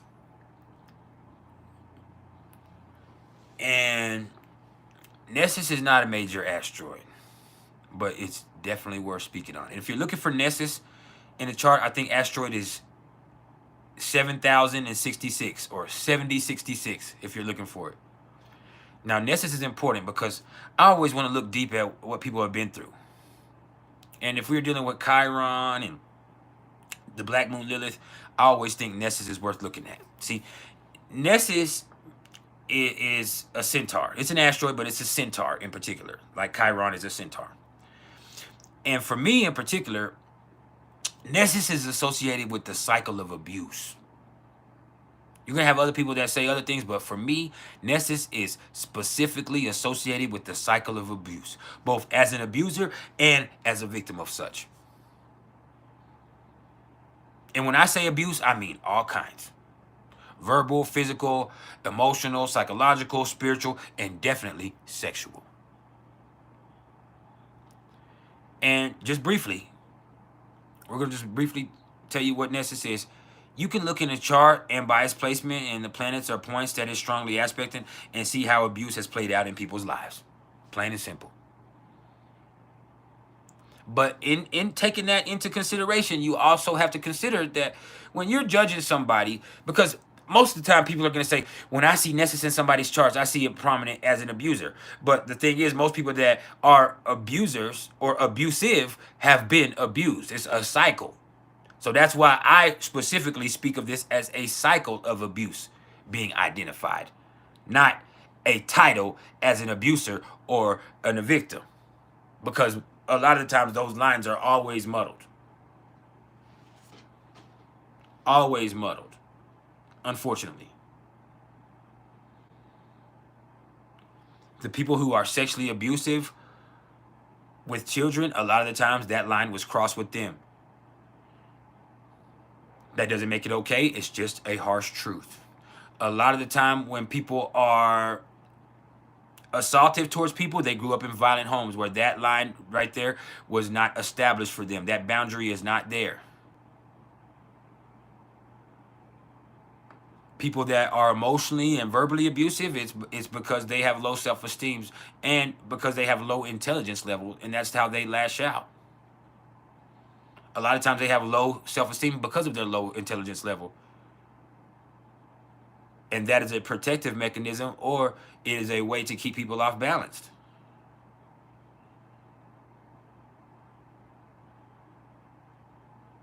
Either way, it is a cycle of abuse. And so I always want to be able to look at Nessus when I'm looking at somebody's charts, and it just tells me, especially when somebody that comes to me and say, hey, I've been through some stuff, it's been a hard life, you know, I want to immediately look at Nessus and see what cycle it is that they're caught up in with that.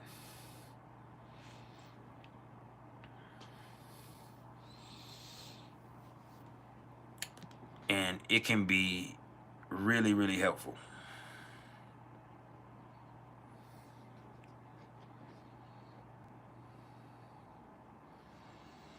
Now, we done made it pretty quick today, y'all. That brings us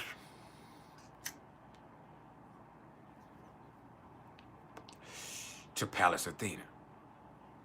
Now, Pallas Athena was the second major asteroid to be discovered, and I'm pretty sure that was in 1802. You know, and 1802 was a big year. A lot of shit went down in 1802. But basically the mythology of Pallas Athena is centered around her being born out of the head of Zeus. And with Pallas Athena being born out of the head of Zeus, or not even born. I don't want to say born. Sprung forth, ejected, burst from his dome. That's what it was. It was a forceful reaction or expression. that created something alive and divine on its own. You get what I'm saying? That's a beautiful thing with that. It's like Pallas Athena came from Zeus's head. But in coming from Zeus's head, it wasn't like she just like it. This expression was profound, burst forth, busted out, erupted.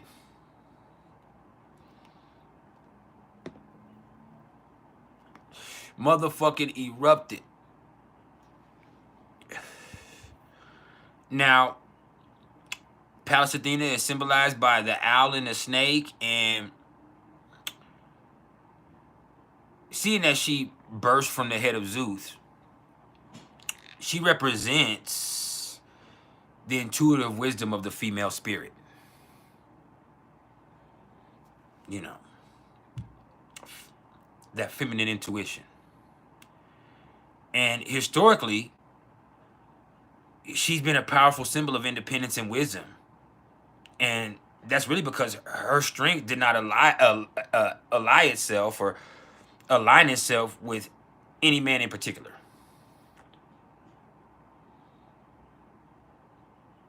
No, this is something independently creative, being that it is a woman, or being that it is feminine. See, while not aligning herself with any man in particular, she would still always be willing to ride with anybody. And when I say ride, I mean ride like a warrior goddess with anybody who is doing the right thing and applying their intelligence healthily.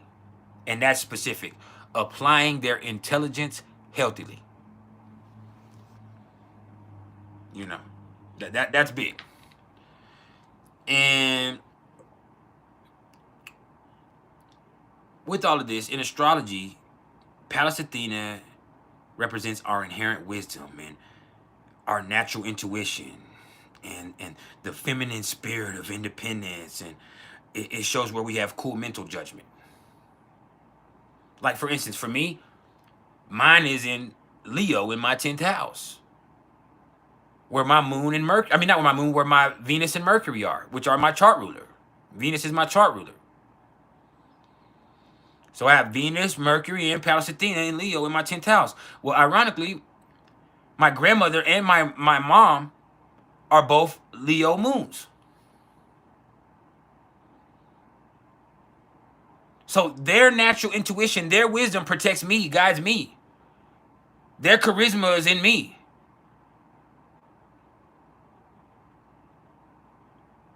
My oldest son is a Leo son.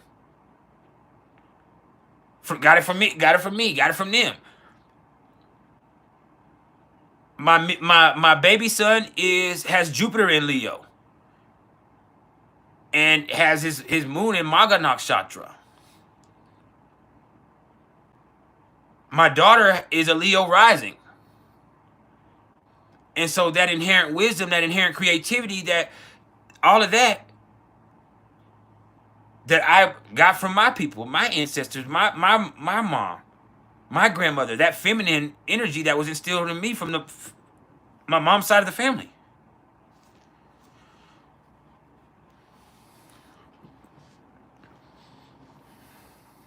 The natural stage presence. How cool and playful I am. My fun-loving nature. I got that from my mama, who got it from her mama. I passed that on to my children.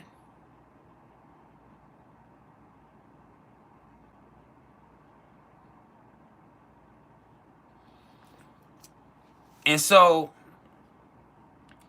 when you're looking at Pallas Athena in the chart, it's going to be especially indicative of where we can make the most creative use of our mental faculties. Once again, this is in Leo in the 10th house for me. Look what I do. And by house and sign, it's going to show where our divine spark of creative intelligence and our higher wisdom springs forth. And springs forth is the words I have in particular here. Because Pallas Athena sprung forth from Zeus.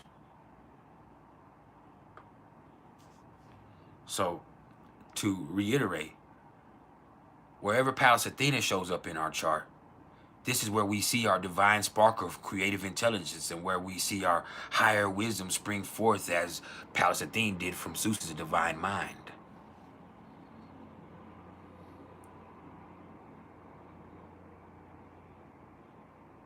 So, once again, to go over it again, the mythology of Pallas Athena centers around her springing forth or bursting forth from the mind of Zeus. And when I say that, not only is that considered figurative or symbolic as a thought or an expression, but also literally that she sprung forth, came alive. This was literally, I thought, so I am. He thought, and then this manifested into this divine, independent being of its own. And Pallas Athena is going to represent the intuitive wisdom of the female spirit. And it's always going to be a powerful symbol of the independence and wisdom, because Pallas Athena's strength aligns itself with no man in particular, but it's always willing to work with and ride with anybody that's doing the right thing and applying their intelligence healthily, with intelligence being one of the key factors in this, like all the way around. Now,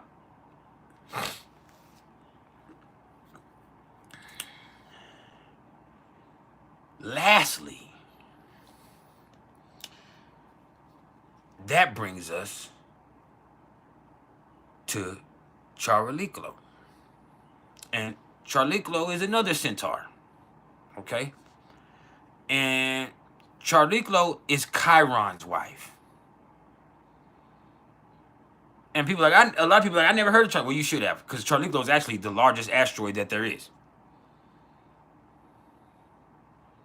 And she represents spirit medicine, healing magic.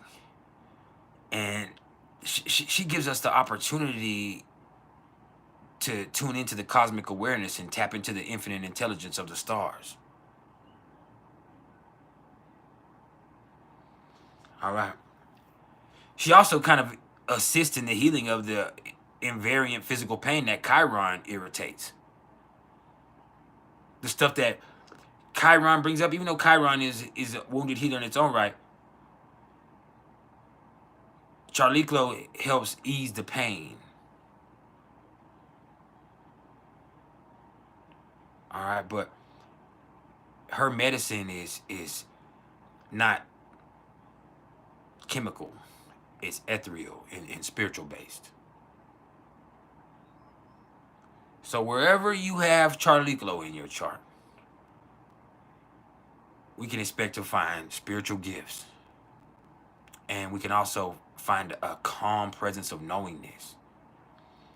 And you can always tap into TeAcHaBLe in dreams or meditation. And when you have TeAcHaBLe coming through a transit, and that would usually be just like 2 degrees, 2-3 degrees. When TeAcHaBLe is transiting something within a 2-degree, 3-degree orb, I would say that that's an opportunity for healing and an opportunity to avoid crisis or death. Literally. So, TeAcHaBLe is pretty bad in its own right. Now, I didn't have time to, because I wanted to tell y'all about all of these, I didn't have time to go through each one by house and sign and all that shit. But y'all are welcome to do so on your own time, anytime. All right. And I would be dropping a series on all of these eventually. But if anybody has any questions, the floor is now open for us to discuss those. But please, respect my mind. Hold on. Respect my mind. Now let's go here. Do I want to wear the hat? No, I don't want the hat. I'm fidgety. It's one of them fidgety days, man. I just want my glasses to work right. And I just don't feel like my glasses are the way they're supposed to be. Fuck it. Well, I usually don't get into asteroids, and I don't want people to think I don't know, but I don't go beyond those really. Well, there's Eris and Eros and the stuff like that. But I don't like to get too convoluted, personally. And that's not to say that some people can't, but I like to know everything about what I know. And if I get too stretched, then it's impossible to do.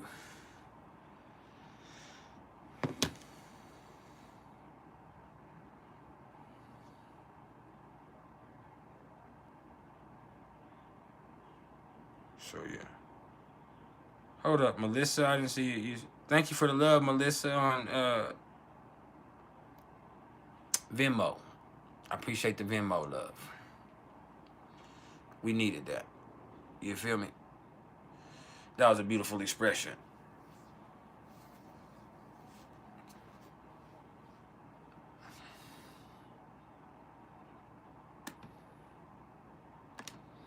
Like I said, any questions? Does anybody have any questions?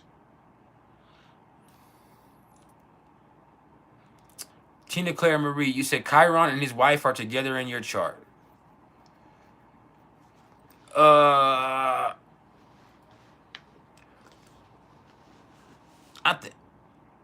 I think that's like that for most people. I have Chiron. They're about 7, 8 degrees. Let me look. In my chart, personally. They're not far. I just know Charliklo's in my 8th house in Placidus, and Chiron's in my 9th house. But they're still conjunct each other. Just loosely so. I have the Black Moon Lilith in between them. You said, will I go more into detail in my videos with the abuse placements? Absolutely. When I do get into my Nessus series, I will definitely get into what that abuse could mean. But here today, I didn't want to touch on it or speculate.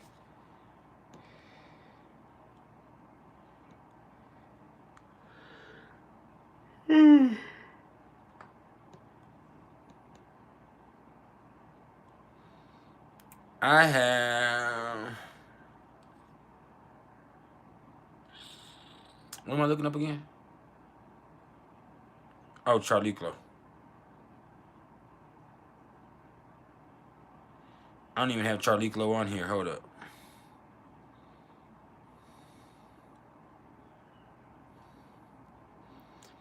Let me adjust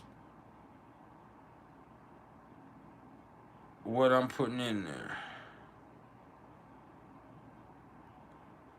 You gotta put the centaurs. Give me a sec. I definitely will go into more detail though. Now,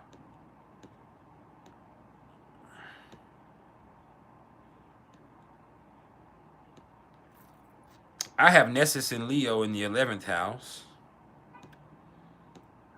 That's interesting. I would have to think about what that means for me. And my Charliklo is not conjunct. It's at 7 degrees of Gemini in my 8th house, which I knew was in Gemini in my 8th house. I just didn't know the degree. My Chiron is 15 degrees of Gemini in my 9th house.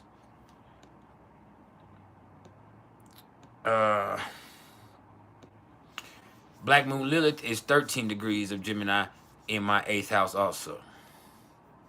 So, yeah. Flying Tiger said, you're skeptical about adding so much significance to asteroids, but Chiron is so intriguing. Chiron is not just an asteroid. I mean, Chiron is considered, Chiron is a centaur, but Chiron is Chiron. Chiron is big. I mean, Chiron you need to incorporate. Just the wounded, I mean, Chiron's influence cannot be stressed enough.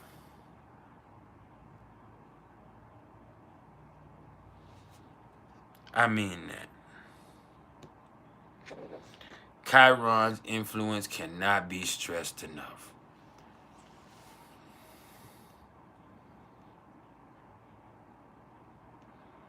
You gotta do it though.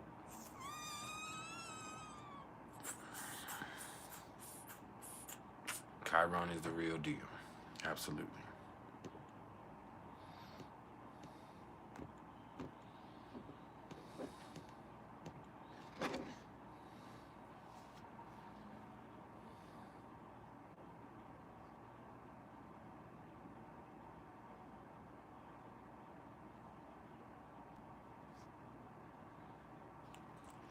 But yeah.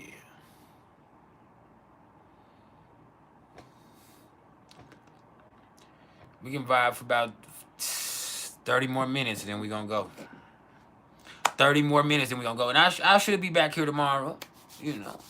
I have to do a reading in the morning and then I need to get up with one of my clients and one of my apprentices and get some stuff scheduled with them. But other than that, it's good. Y'all gonna have to bear with me in the facial area for a while. I'm trying to grow my beard back out, like the big beard. So as I do that and get this, I'm gonna have to go through a rough patch for a few weeks. Because it's not even already, it's gonna have to be a rough patch. But I don't want it even. I want it to have some nice volume to it. And this is a beard, but it's not what I'm talking about. I need some hair up here too. And the mustache, I'm getting the whole thing.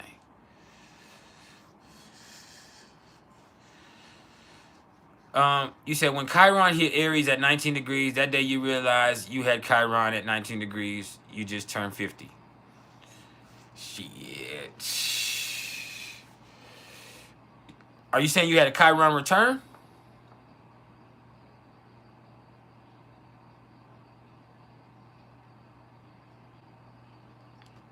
Your Chiron is at 19 degrees of Aries also. Mine's in Gemini. Dang, that was the day you realized. So that was Chiron really coming about in your life. It could happen like that. Like I said, mine's in Gemini, so I got a while for mine comes. Right now, I got a Chiron sextile. We're sextile.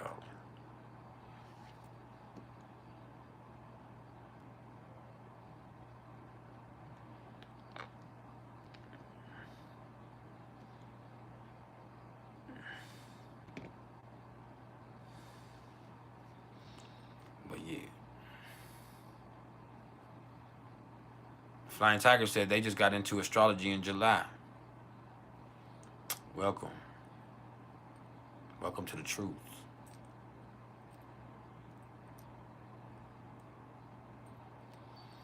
Tina Claire Marie, can I explain Placidus houses? It's not hard to explain.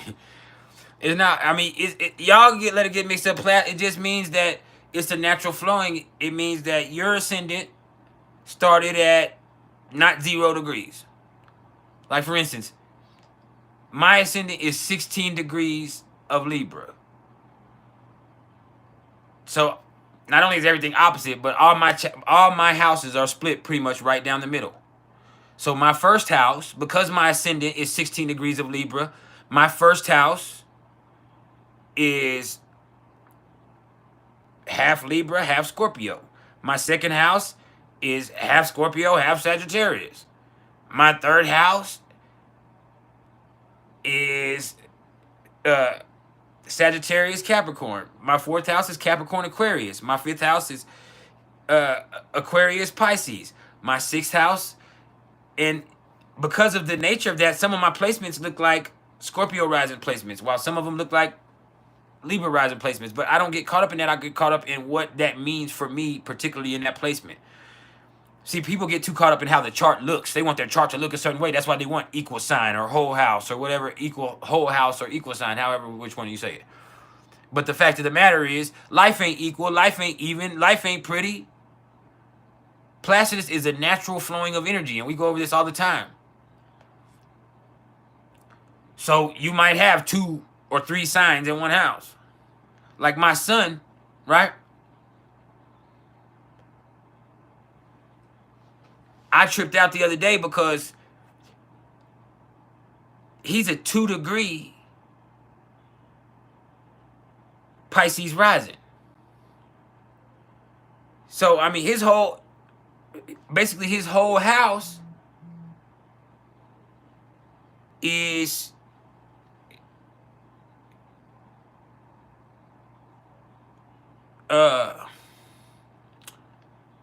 Pisces. But he has Chiron at 1 degree of Aries, which is also in his first house.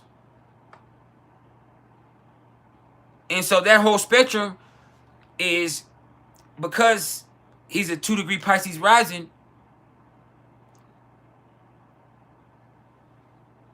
he has, I'm trying to think, Mars, Venus,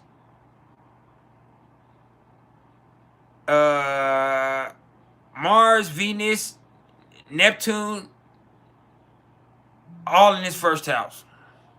And Chiron in his first house. And his South Node in his first house. And at the same time, that Chiron is just sitting there, and it seems out of place. And for me to want it to look a certain way, I could easily just push it over 2 degrees into his second house. But that's not. It's in his first house. It's what's holding him back. He needs to be aware of that.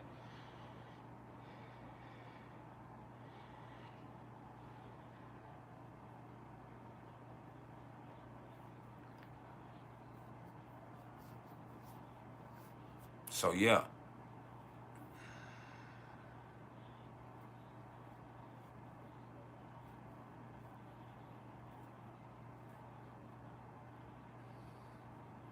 Queenie Tubeless, you said Eros and Cancer in the 12th house, but conjuncted ascendant. I didn't speak on Eros and Eris. I should have, but I didn't today. We'll do that another time. We're gonna next Thursday, we're gonna do Eros and Eris and the differences between them. That'll be our teachable moment next Thursday. Eros and Eris and the differences between them. We have to keep these teachable moments going.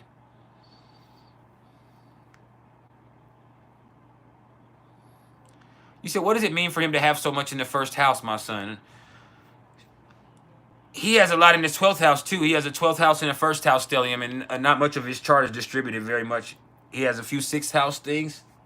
He has Jupiter and Leo in his 6th house. He has his North Node in Virgo in his 7th house. He has everything else in his 12th and his first house. It used to scare me, to be honest with you. I used to think, man, what does that mean for my baby? Like, to have all of those empty houses and all of that shit. Like, damn, is he supposed to, like, live a short life? I mean, I don't know. I really don't know. I know what it means for his personality.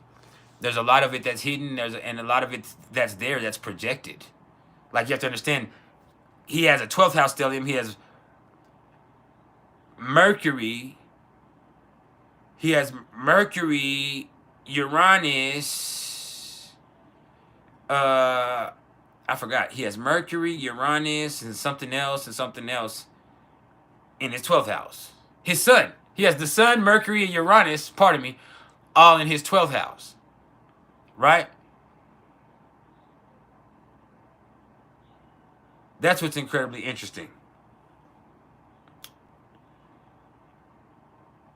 And then he has all of that in his first house also. So there's so much that's there on the surface that's projected that you really don't know. And then the real him is hidden. His uniqueness and his genius is really hidden by everything that's projected onto him. That's what I see with my son. He lives in La La Land in his own way, but a lot of the stuff that people say about him is just projected onto him because he's not. Like today we went to the school and went to a conference, and the whole time we're all trying to figure out why he struggles the way that he struggles with certain stuff that he struggles with, and why he's good at the stuff he's good at. And we'll say, well, I think it's this. I think it's this. The teacher will say, what's this or this? And I'll be like, well, I really think it's this. And we're all just fucking shots in the dark because we all really have no idea. We're just projecting things onto him because he just is extraordinarily different than ordinary logic would have us anticipate.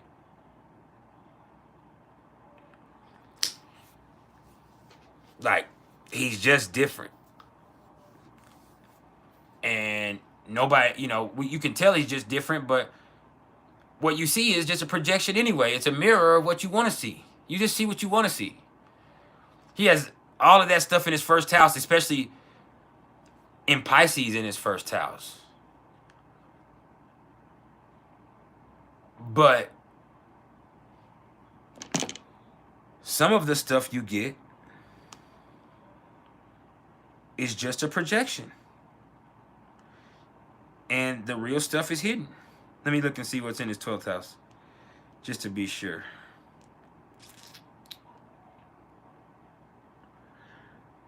I'm so tired.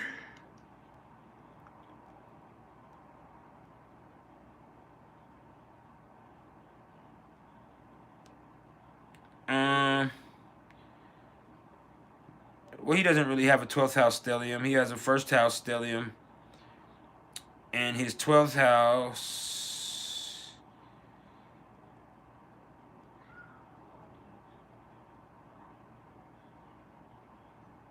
has Mercury, his sun, Nessus. Ooh, Nessus is at 29. And Vesta. Now, his first house has Uranus, Neptune, the South Node, Mars, Venus, Chiron. All in his first house in Pisces. And all of that has to do with me. I mean, his mom has Mars and Jupiter in Pisces, but most of that has to do with me. I'm a Pisces moon. So all of that Pisces shit he got from me, all of those projections of me wanting him, you know, a lot of that has to do with me wanting, you know, me being so close to him and him being my baby and me putting him under my wing a lot of my life and really him being nothing like me. When really, well, and I mean, he's not anything like me. And the things that he is seem like he's like me are projections where it's like he's trying to be, or I'm making it seem like he's like me, where he's not. He's nothing like me. I don't have any Aquarius in my chart. None. You get what I'm saying? Other than in sidereal or Vedic. But we're not talking about that. And so he loves his daddy. He's very, but a lot of that shit that you see is just projections of me. It's just projections of me. You said he's super wise. I wouldn't say that. I wouldn't say that, no.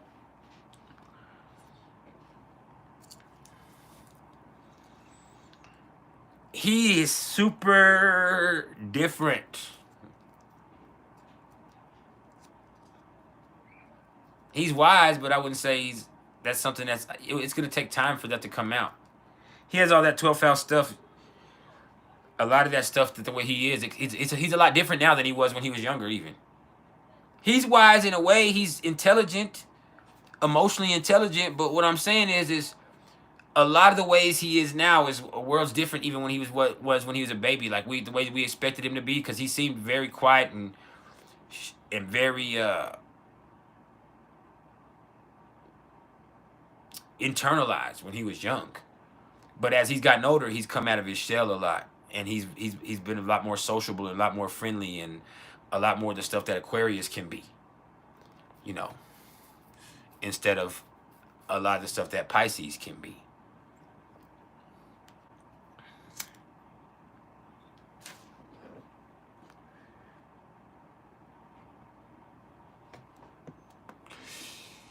Yeah. Speaking of which, while we're here all over the world, let me brag on my Capricorn daughter. my junior in high school. She makes straight A's every year up until this year. And she made straight A's except for geometry. All of a sudden, she has this big problem with geometry.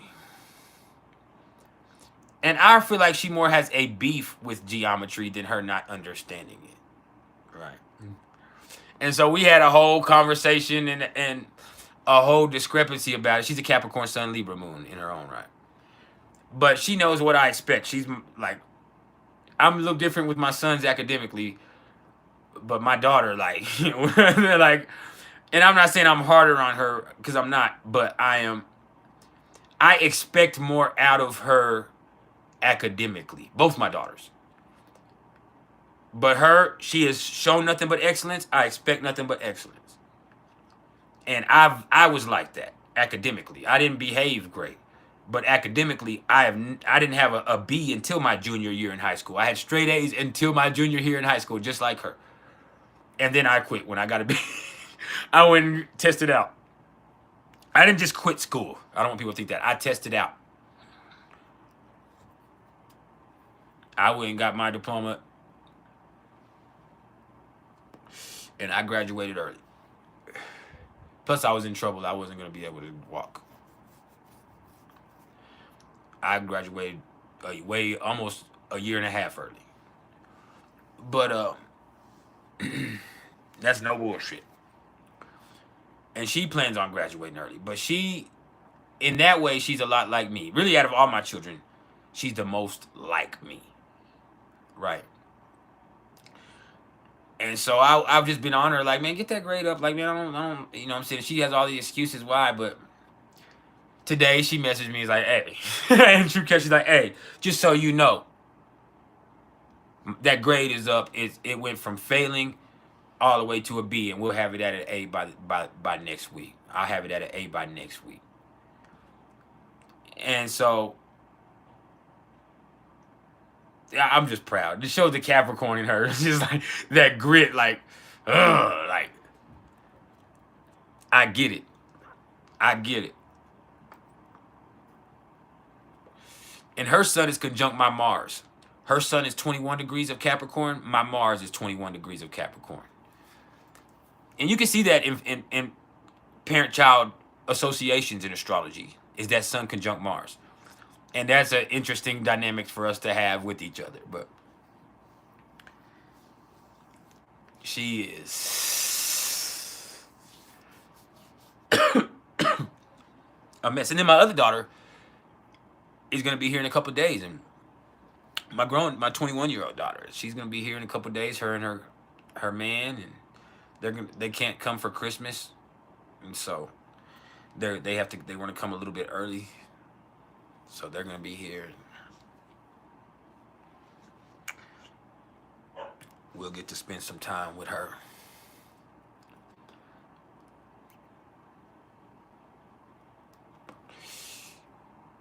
She's a Sagittarius with a Cancer moon.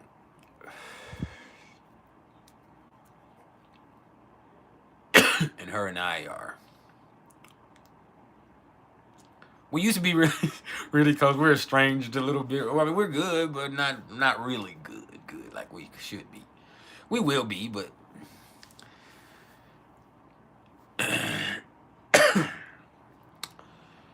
we owe each other some apologies first. Both of us. And I'm the parent. I have to initiate it, and I am, but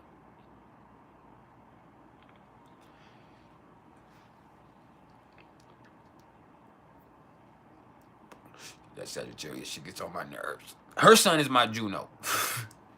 My daughter's son is my Juno.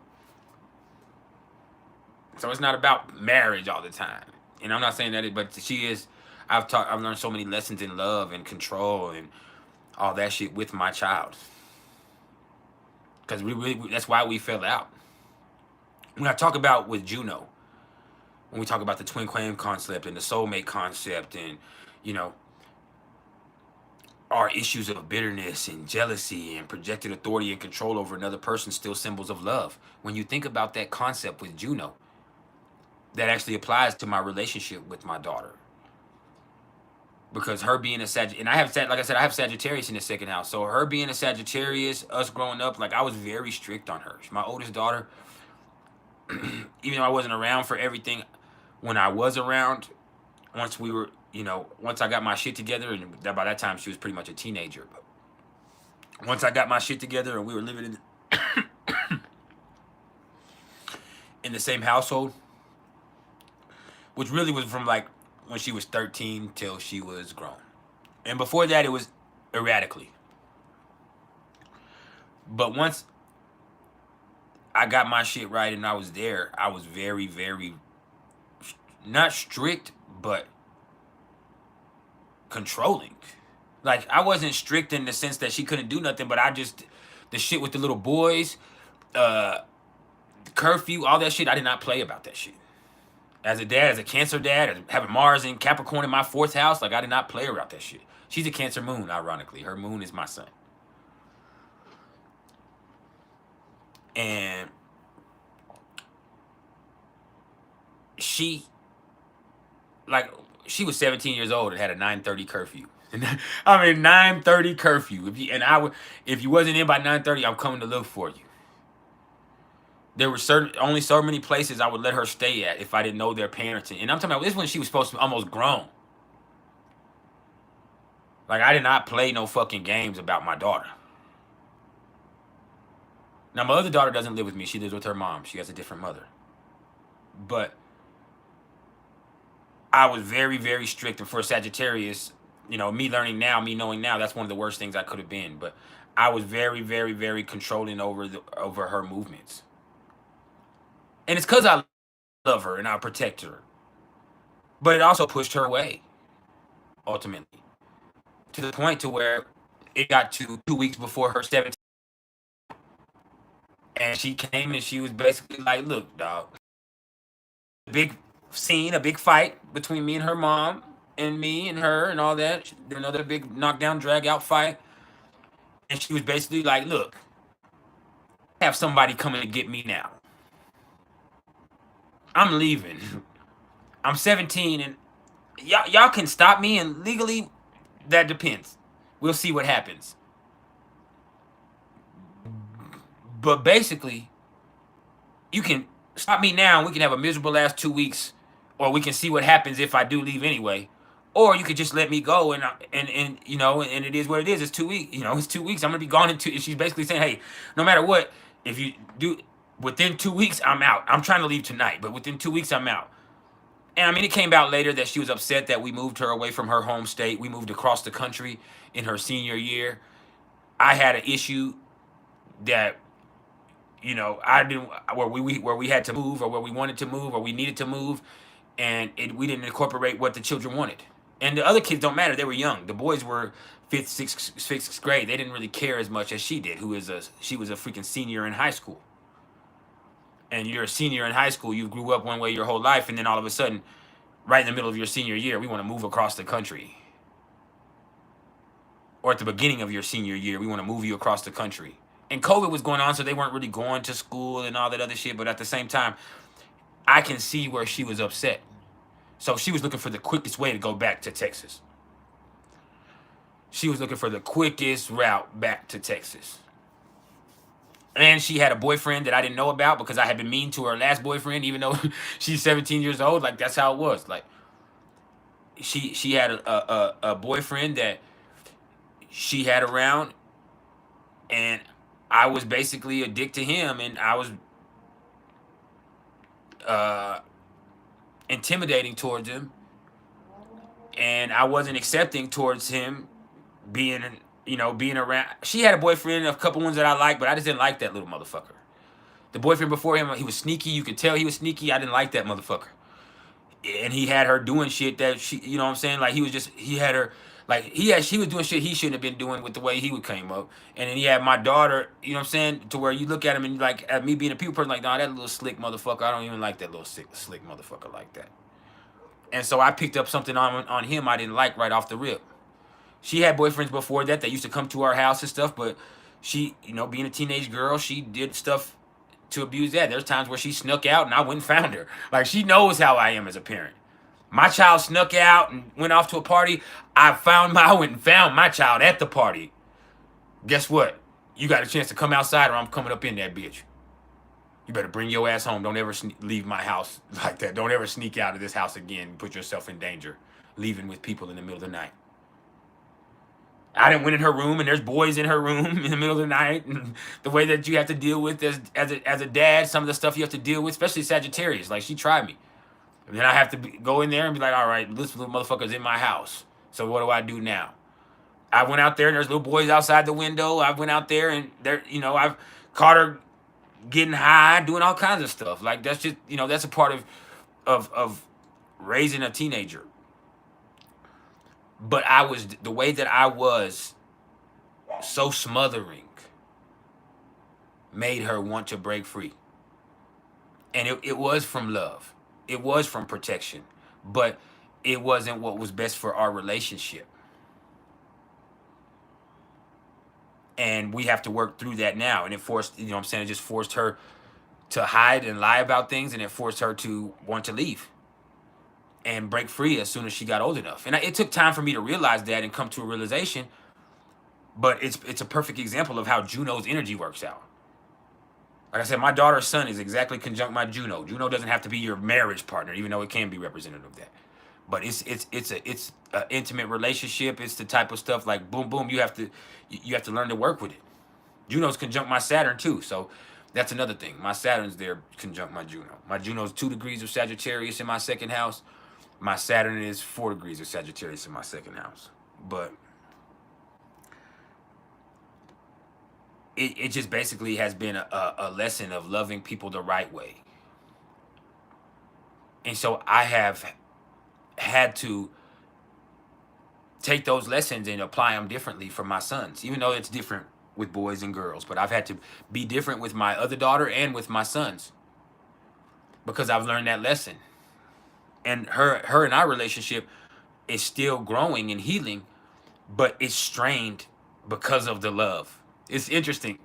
The love. It made me act in a way that was immaturely at that time. But it's only allowed me to understand it now so I can love better. But she has Venus and Mars and Scorpio, so she don't get over shit easy. So she's not, I understand it, I'm over it. She ain't. And I respect it. She's my baby. We're cool. She respects me. I'm her dad. We are cordial, but it ain't the way it was where we had a very intimate, close relationship. Like before all this, even though I was controlling this because me and her were so close, like that's my daddy's, like that's my rider, that's my dog. Like for real. Always has been. But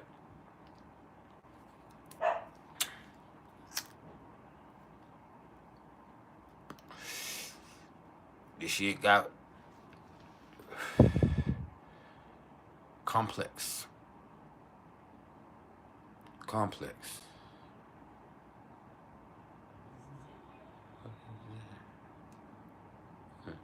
Sorry.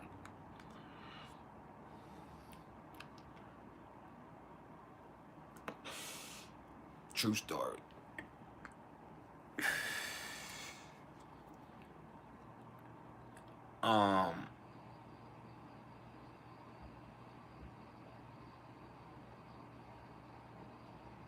I'm trying to think, when I think about Nessus, I have Nessus and Leo in the 11th house. I don't know how that could play out for me, except that I used to be a bully. And I used to be involved with the wrong type of people when I was younger. But, and it's not even that. Like, I used to just be, and I used to be, I used to be involved in gangs, even. With the 11th house there.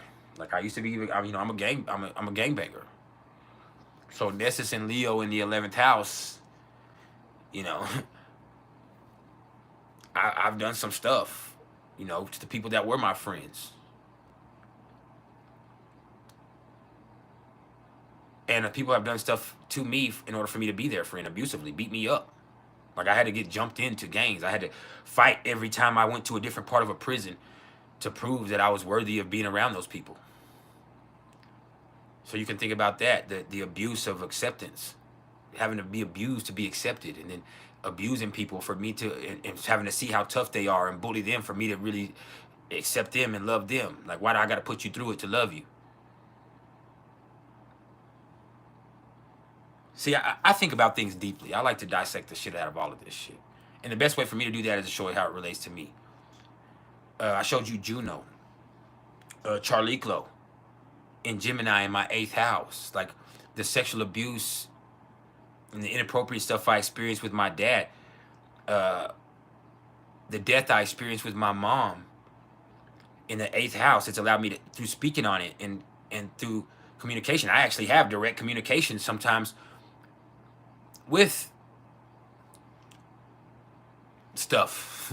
I don't want to say the other side, but I've had experiences where somebody has lost somebody, and I was the one that was able to connect them with who they lost. I'm not a medium. I haven't been, but I have been able to,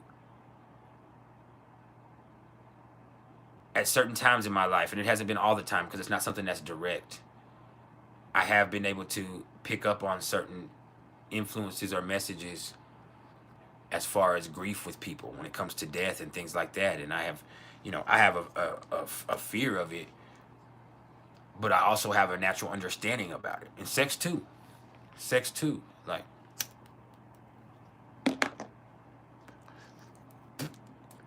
there's certain stuff I just get, but that also makes it harder for me to be intimate. But all of that is so associated with Chiron and the Black Moon Lilith for me. It's all there.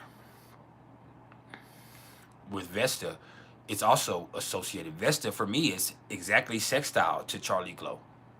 And I struggle specifically with sex and intimacy. I can be impulsive and be sexual, but I have problems being intimate and showing love.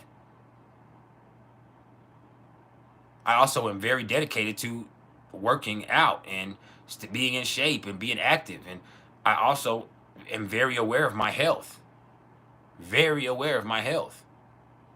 That's why I'm always stressing if anything's wrong. Like, when I say I'm having issues, like I told y'all before, I'm not in a lot of pain. I'm scared, but I'm not in a lot of pain. My pain, when they ask you, if you're on a pain scale of 0 to 10, what would you be? It's never been higher than a 3, and and that's the worst. It might be at a 1 or a 2, but it's more fear and uncomfortableness. But I don't experience that often, and I'm uber aware of it. So it makes it worse.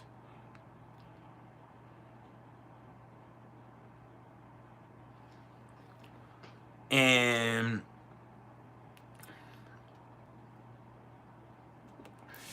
when it comes to Pallas Athena, I kind of told y'all how that plays out. I have Pallas Athena conjunct my Venus in Leo in my 10th house. My Mercury's in Leo in my 10th house. I have natural charisma. I got it from my mom. I naturally know how to entertain people. I'm naturally funny. Like, that's just me. I know how to be entertaining. I'm an introvert, no lie, but I'm a naturally entertaining person. I've been like that since I was 3, 4, 2 years old even. Like, that's me. You put a camera on me, you put a spotlight on me, I'm going to perform. You put a microphone in front of my face, I'm going to have something to say. I promise you. I told y'all before, I was 4 years old. I watched TV. Even before that, I remember when I was 2, 3 years old, my brother, and I don't remember 2, 3 years old, but there's videotapes of me on my brother's knee and shit, singing Jodeci and shit. And just, that's because it's not because they made me, but it's because they made me feel special to where I could perform like that as a little kid. My moon's in the 5th house too, so that adds to the dynamic. But those Leo placements, people made me feel special and made me feel like that as a young kid. And so I developed charisma. That was something that was fostered in me because my grandmother and my mother, who are also Leo moons, made me feel special. Some people don't understand the value of that. A lot of this charisma I have is because I was allowed to have charisma as a kid. Nobody shut me down. People actually laughed at me and let me be me. When we shut kids down and shut up and be quiet and go in the room. Don't stop doing that. You're getting on my nerves. When you do that shit, a lot of times you're killing somebody's creativity. Nobody really did that to me. I was abused in different ways and I lived in a different way, but people let my imagination be my imagination, but it's because I'm a Pisces moon, they sent me off by myself. They didn't listen to me, but if I got too far out, they send me off by myself. Take your ass in there, man. And then I'll do it. They didn't shut me up, but just go in there. That's how it was. Go in there. I'm like, all right, I'll go in here. Shit, but I told you I'll be 4 years old, 5 years old in church. The preacher walking through with the microphone, letting people talk and testify. And he say, let the church say amen. He'll put the microphone in my face. I'll snatch the microphone and say, everybody in the church, put your motherfucking hands up and say, hey. Hey, we finna set this bitch off right now. They did the videos back in the day. You could go to Blockbuster, and they had the thing where they would give you a 30-second video. If you went to Blockbuster on specific days back in the day, they would make a 30-second video for each child that you have in case someone kidnapped you, and then they would have a video of what you look like and how you sound like and your movements and all that stuff. And so I went to Blockbuster. My sister, she just standing there. She's a Sagittarius Virgo moon. She just stood there and said her little shit. Me, my shit came on. I was jocking like this. I said, so, hold up. And I just let my swag show. I was 6 years old. I let my swag show. I was in every play, every motherfucking program. Like, that's what I did. I showed up, showed out. I'm a show off. I naturally know what to do. Yeah, I'm an introvert, but I'm also a show off. I know that sounds contradictory, but I am contradictory. I'm a Libra rising. I'm a 16-degree Libra rising. Everything's split. I am a contradiction. You have to find balance when you're a contradiction.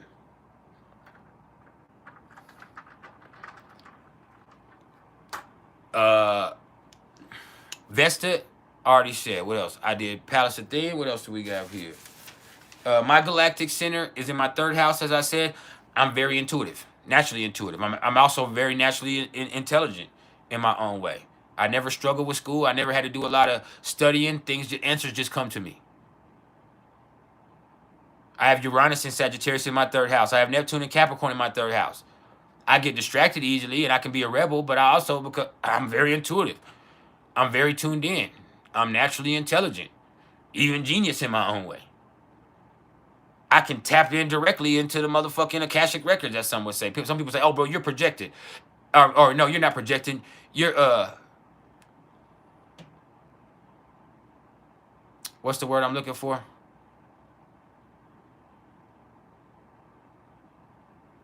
Channeling. You're channeling.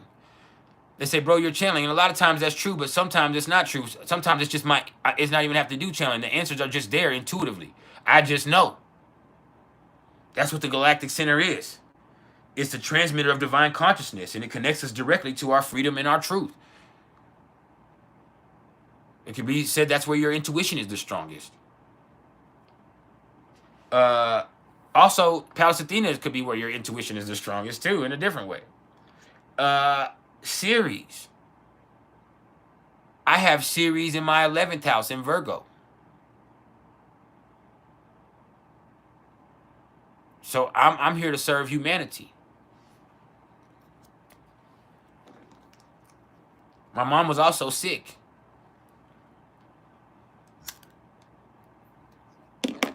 Because my mom was sick, I was raised by a community in the 11th house. You could look at it literally. There's Virgo. There's all those elements.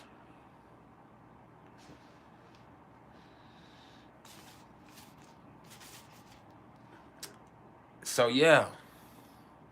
You want to see what else? You could have the 11th house. And look at this.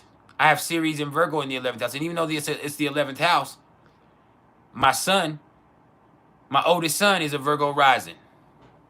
Right? My oldest daughter is a Virgo rising. My oldest son and daughter are both Virgo risings. My middle son has Mercury in Virgo, but he don't really have a lot of Virgo placements other than that. My baby son is a Virgo moon. We talk about parenting, motherhood, all that stuff. But I also was locked up, so I wasn't there to be the direct father I was for a lot of the time. And the 11th house can also be stepkids and stuff like that too. But only one of those is my stepchild. But I raised them from birth. So it don't count. But yeah, Ceres and Virgo for me. Perfect. Yeah, that's all of it. That's all of it.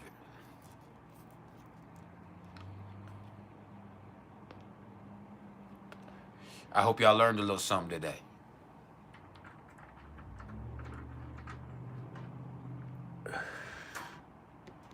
Hold on.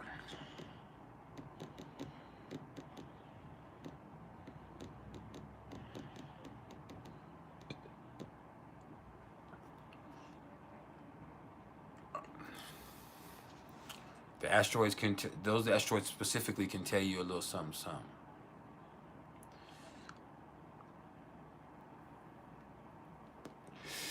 And then Chiron is Chiron. And we have a whole series on Chiron by house and, no, we don't have it by sign. We have Chiron in every house. We don't have the signs for Chiron. I should do the signs, though.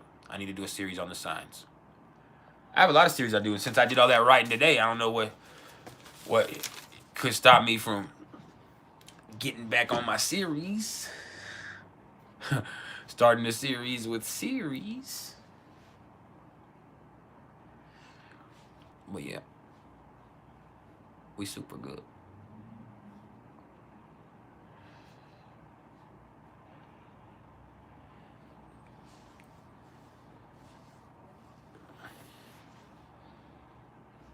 Chiron and Aries, yeah.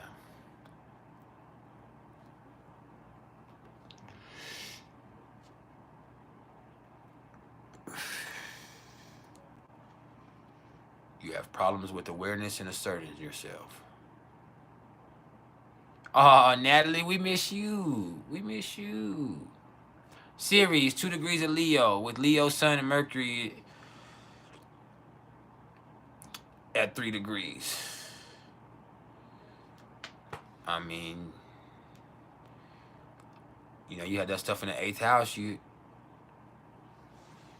That has to do with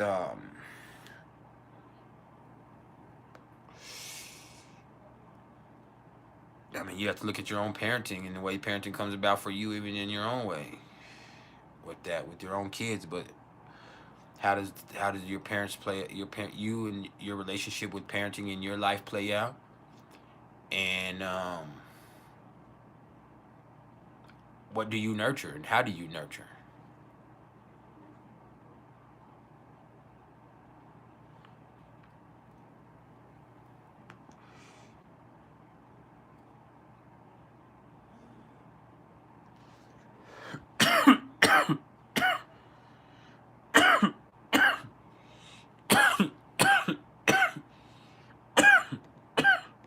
Hold on.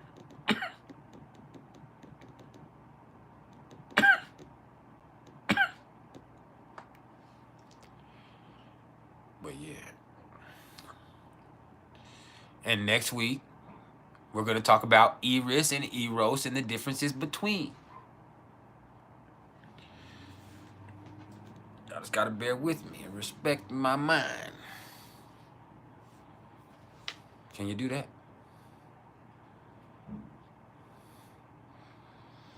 Respect my mind. Respect my mind.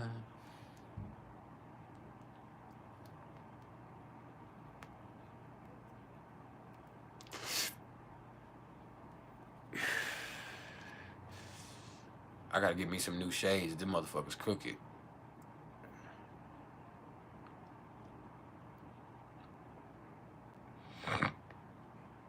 I know y'all do. When you get to Eros and Eris, people gonna want to talk about it. People, the sex sells. I mean, that's, and that type of shit, relationships and intimacy and all that type of shit, that's what people want to talk about the most. So we definitely will go there. But we want to dedicate a whole subject to that. We want to do it justice.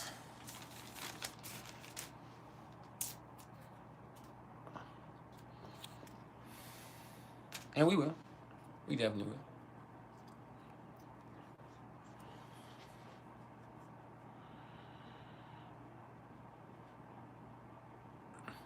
We definitely will. You just gotta let us.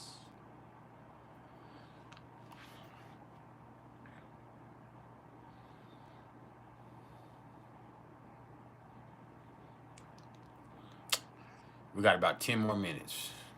So, speak now or forever hold your peace.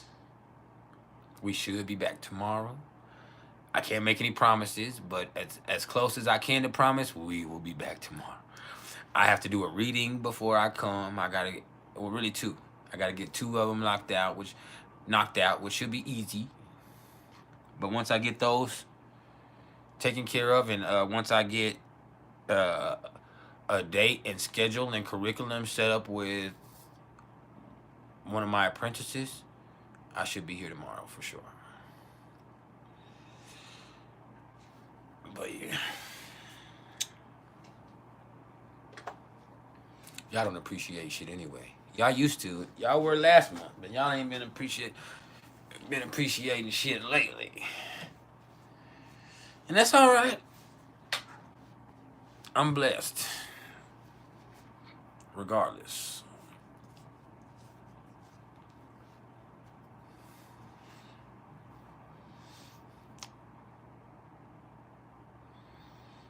Mm-hmm.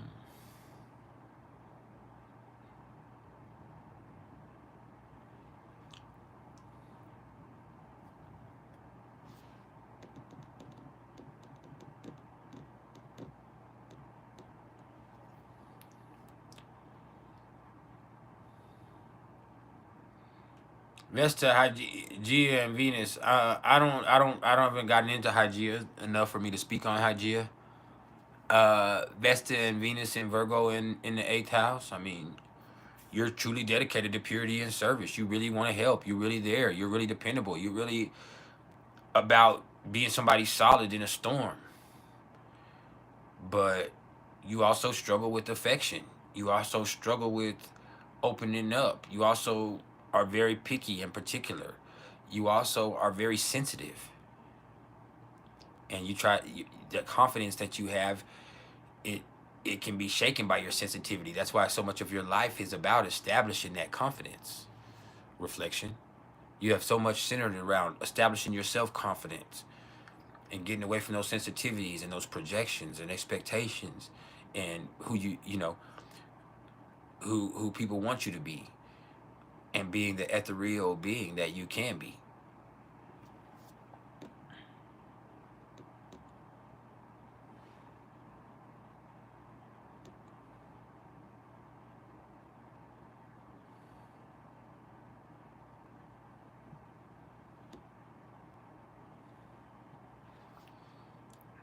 But yeah, all of that. All of that.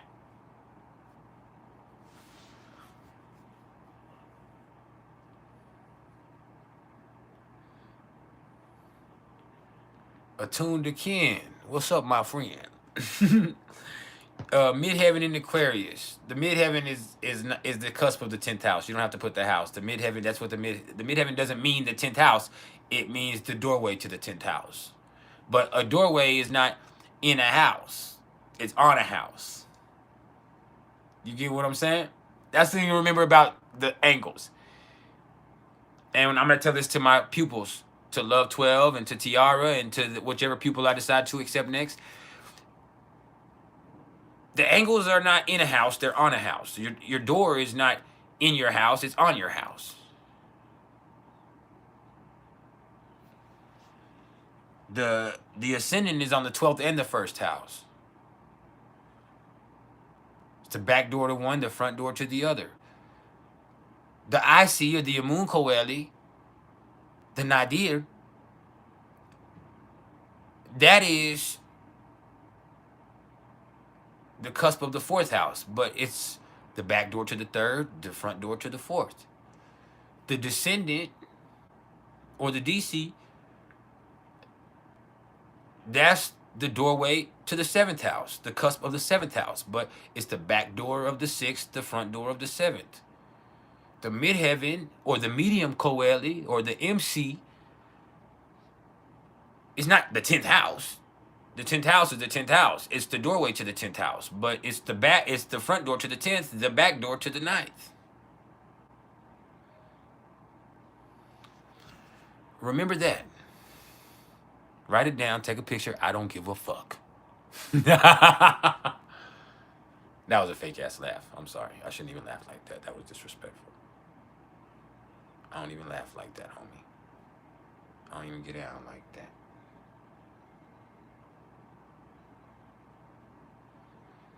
I don't even usually get down like that. I apologize for real. I don't know what came over me.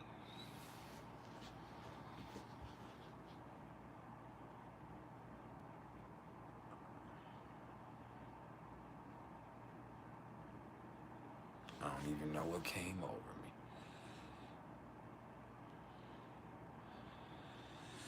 Well, yeah. All of that.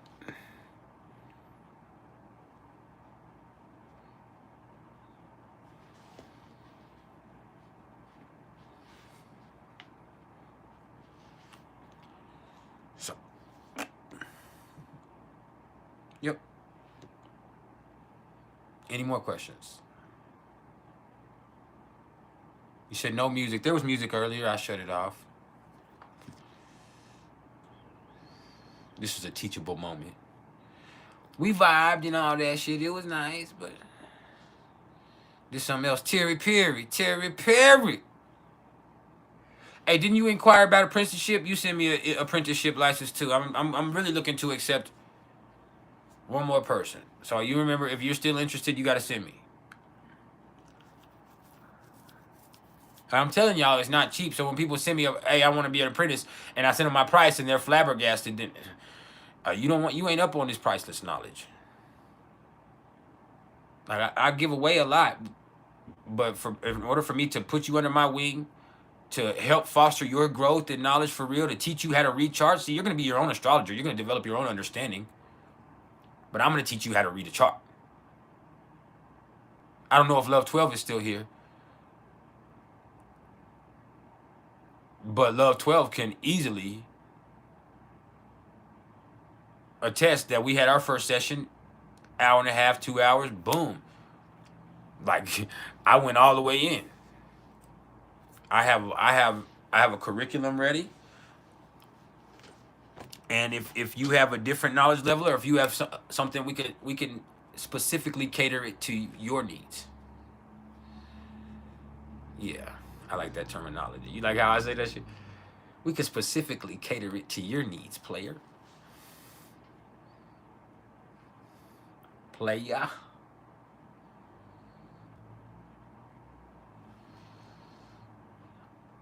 But yeah, you have to allow us to do as such. We're finna go though, ThErApy. We're 10 minutes from leaving. We're about to hit the 3-hour mark. I was trying to keep it to 2.5, but we're about to hit the 3-hour mark.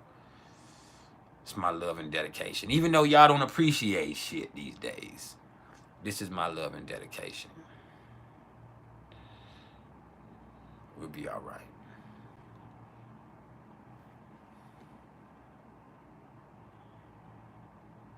My daughter is passing geometry now, and she said she's getting her shit back up to an A. I'm proud of that shit. I'm proud of you, Susan. She hates being called Susan. That's her name, but she hates being called. She said, why did you name it? Because that's my mama's name. You're named after your my mama, of course.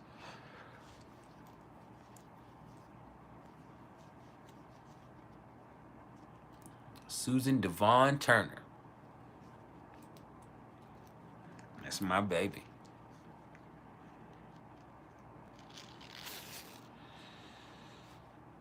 Capricorn Queen. But she's still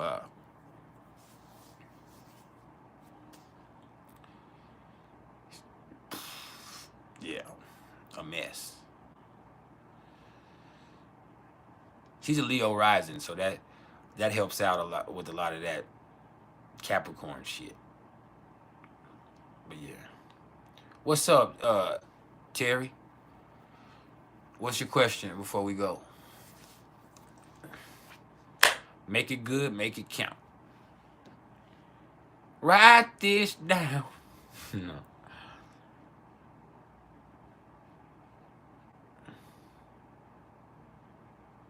What's up? I'm trying to go take a bath. No, I'm serious though. I just realized I'm about to go take me a hot bubble bath.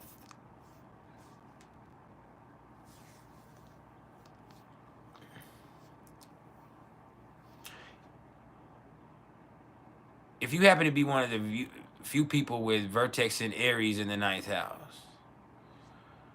What's up, Dr. Jedi Vampire God King? What's cracking?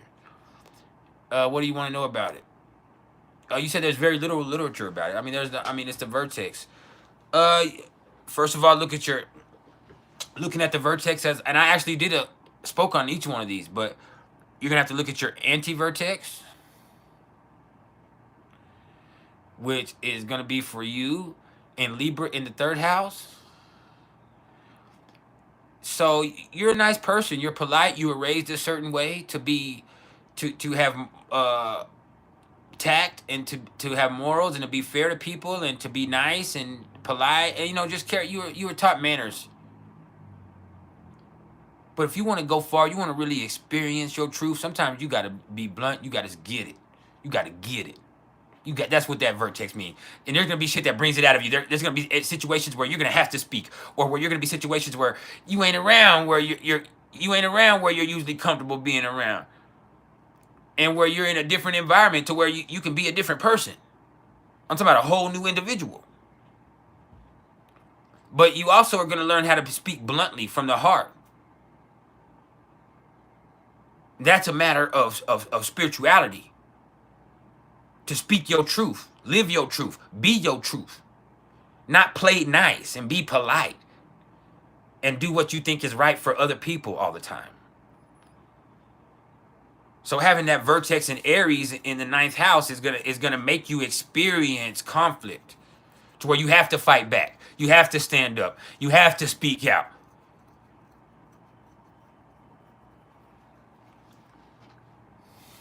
And you should do so. That's all I can give you for free. The game is meant to be sold and not told. But for real though. For real though. For real though. For real though. See, y'all need to get y'all somebody fun. I don't always be feeling good, but I'm always playful no matter what. I don't care how I'm feeling. I'm playing a little bit every day. I dance a little bit every day. I mean, I don't feel bad. My leg just feels funny. Been feeling funny, but it is what it is. I probably have sciatica.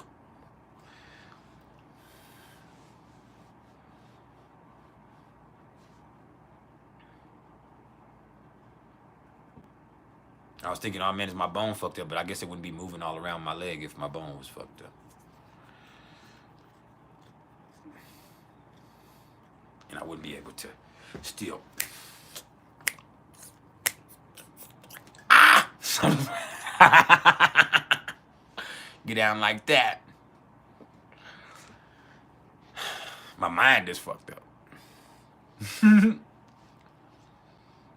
But as long as my dick ain't fucked up, I'll be all right. I'm just a dude. I'm just a dude. I'm just a man. Just a guy.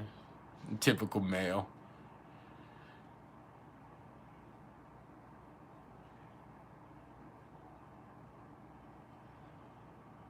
Oh.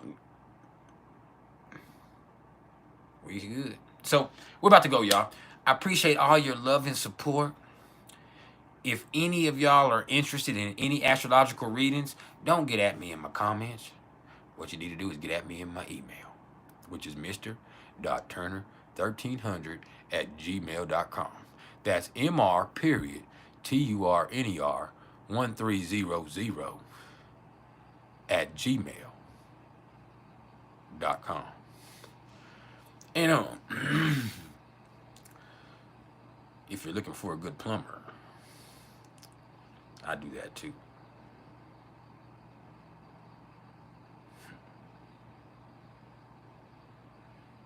I work with all types of income situations, and I lay pipe incredibly effectively.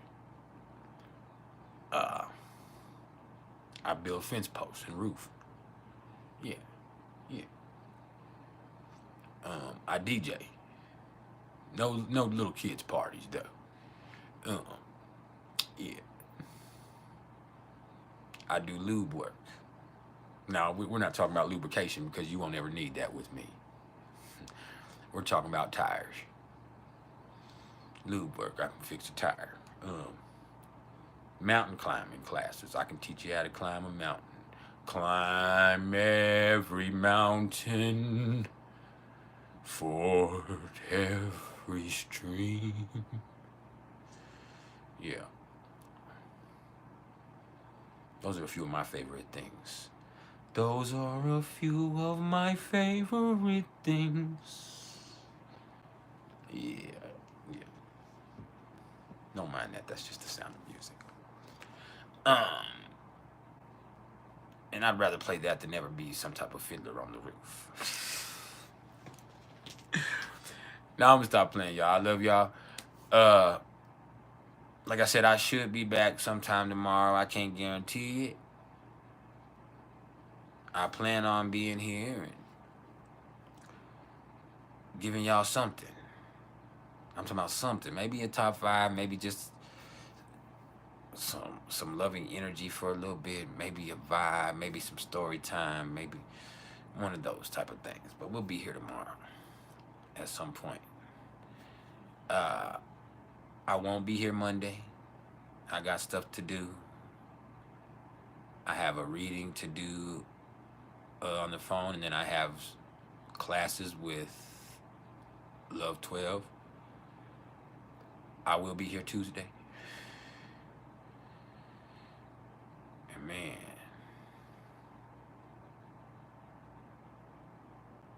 what is my thoughts on GG33? What is that? I don't even know what that is. What is that?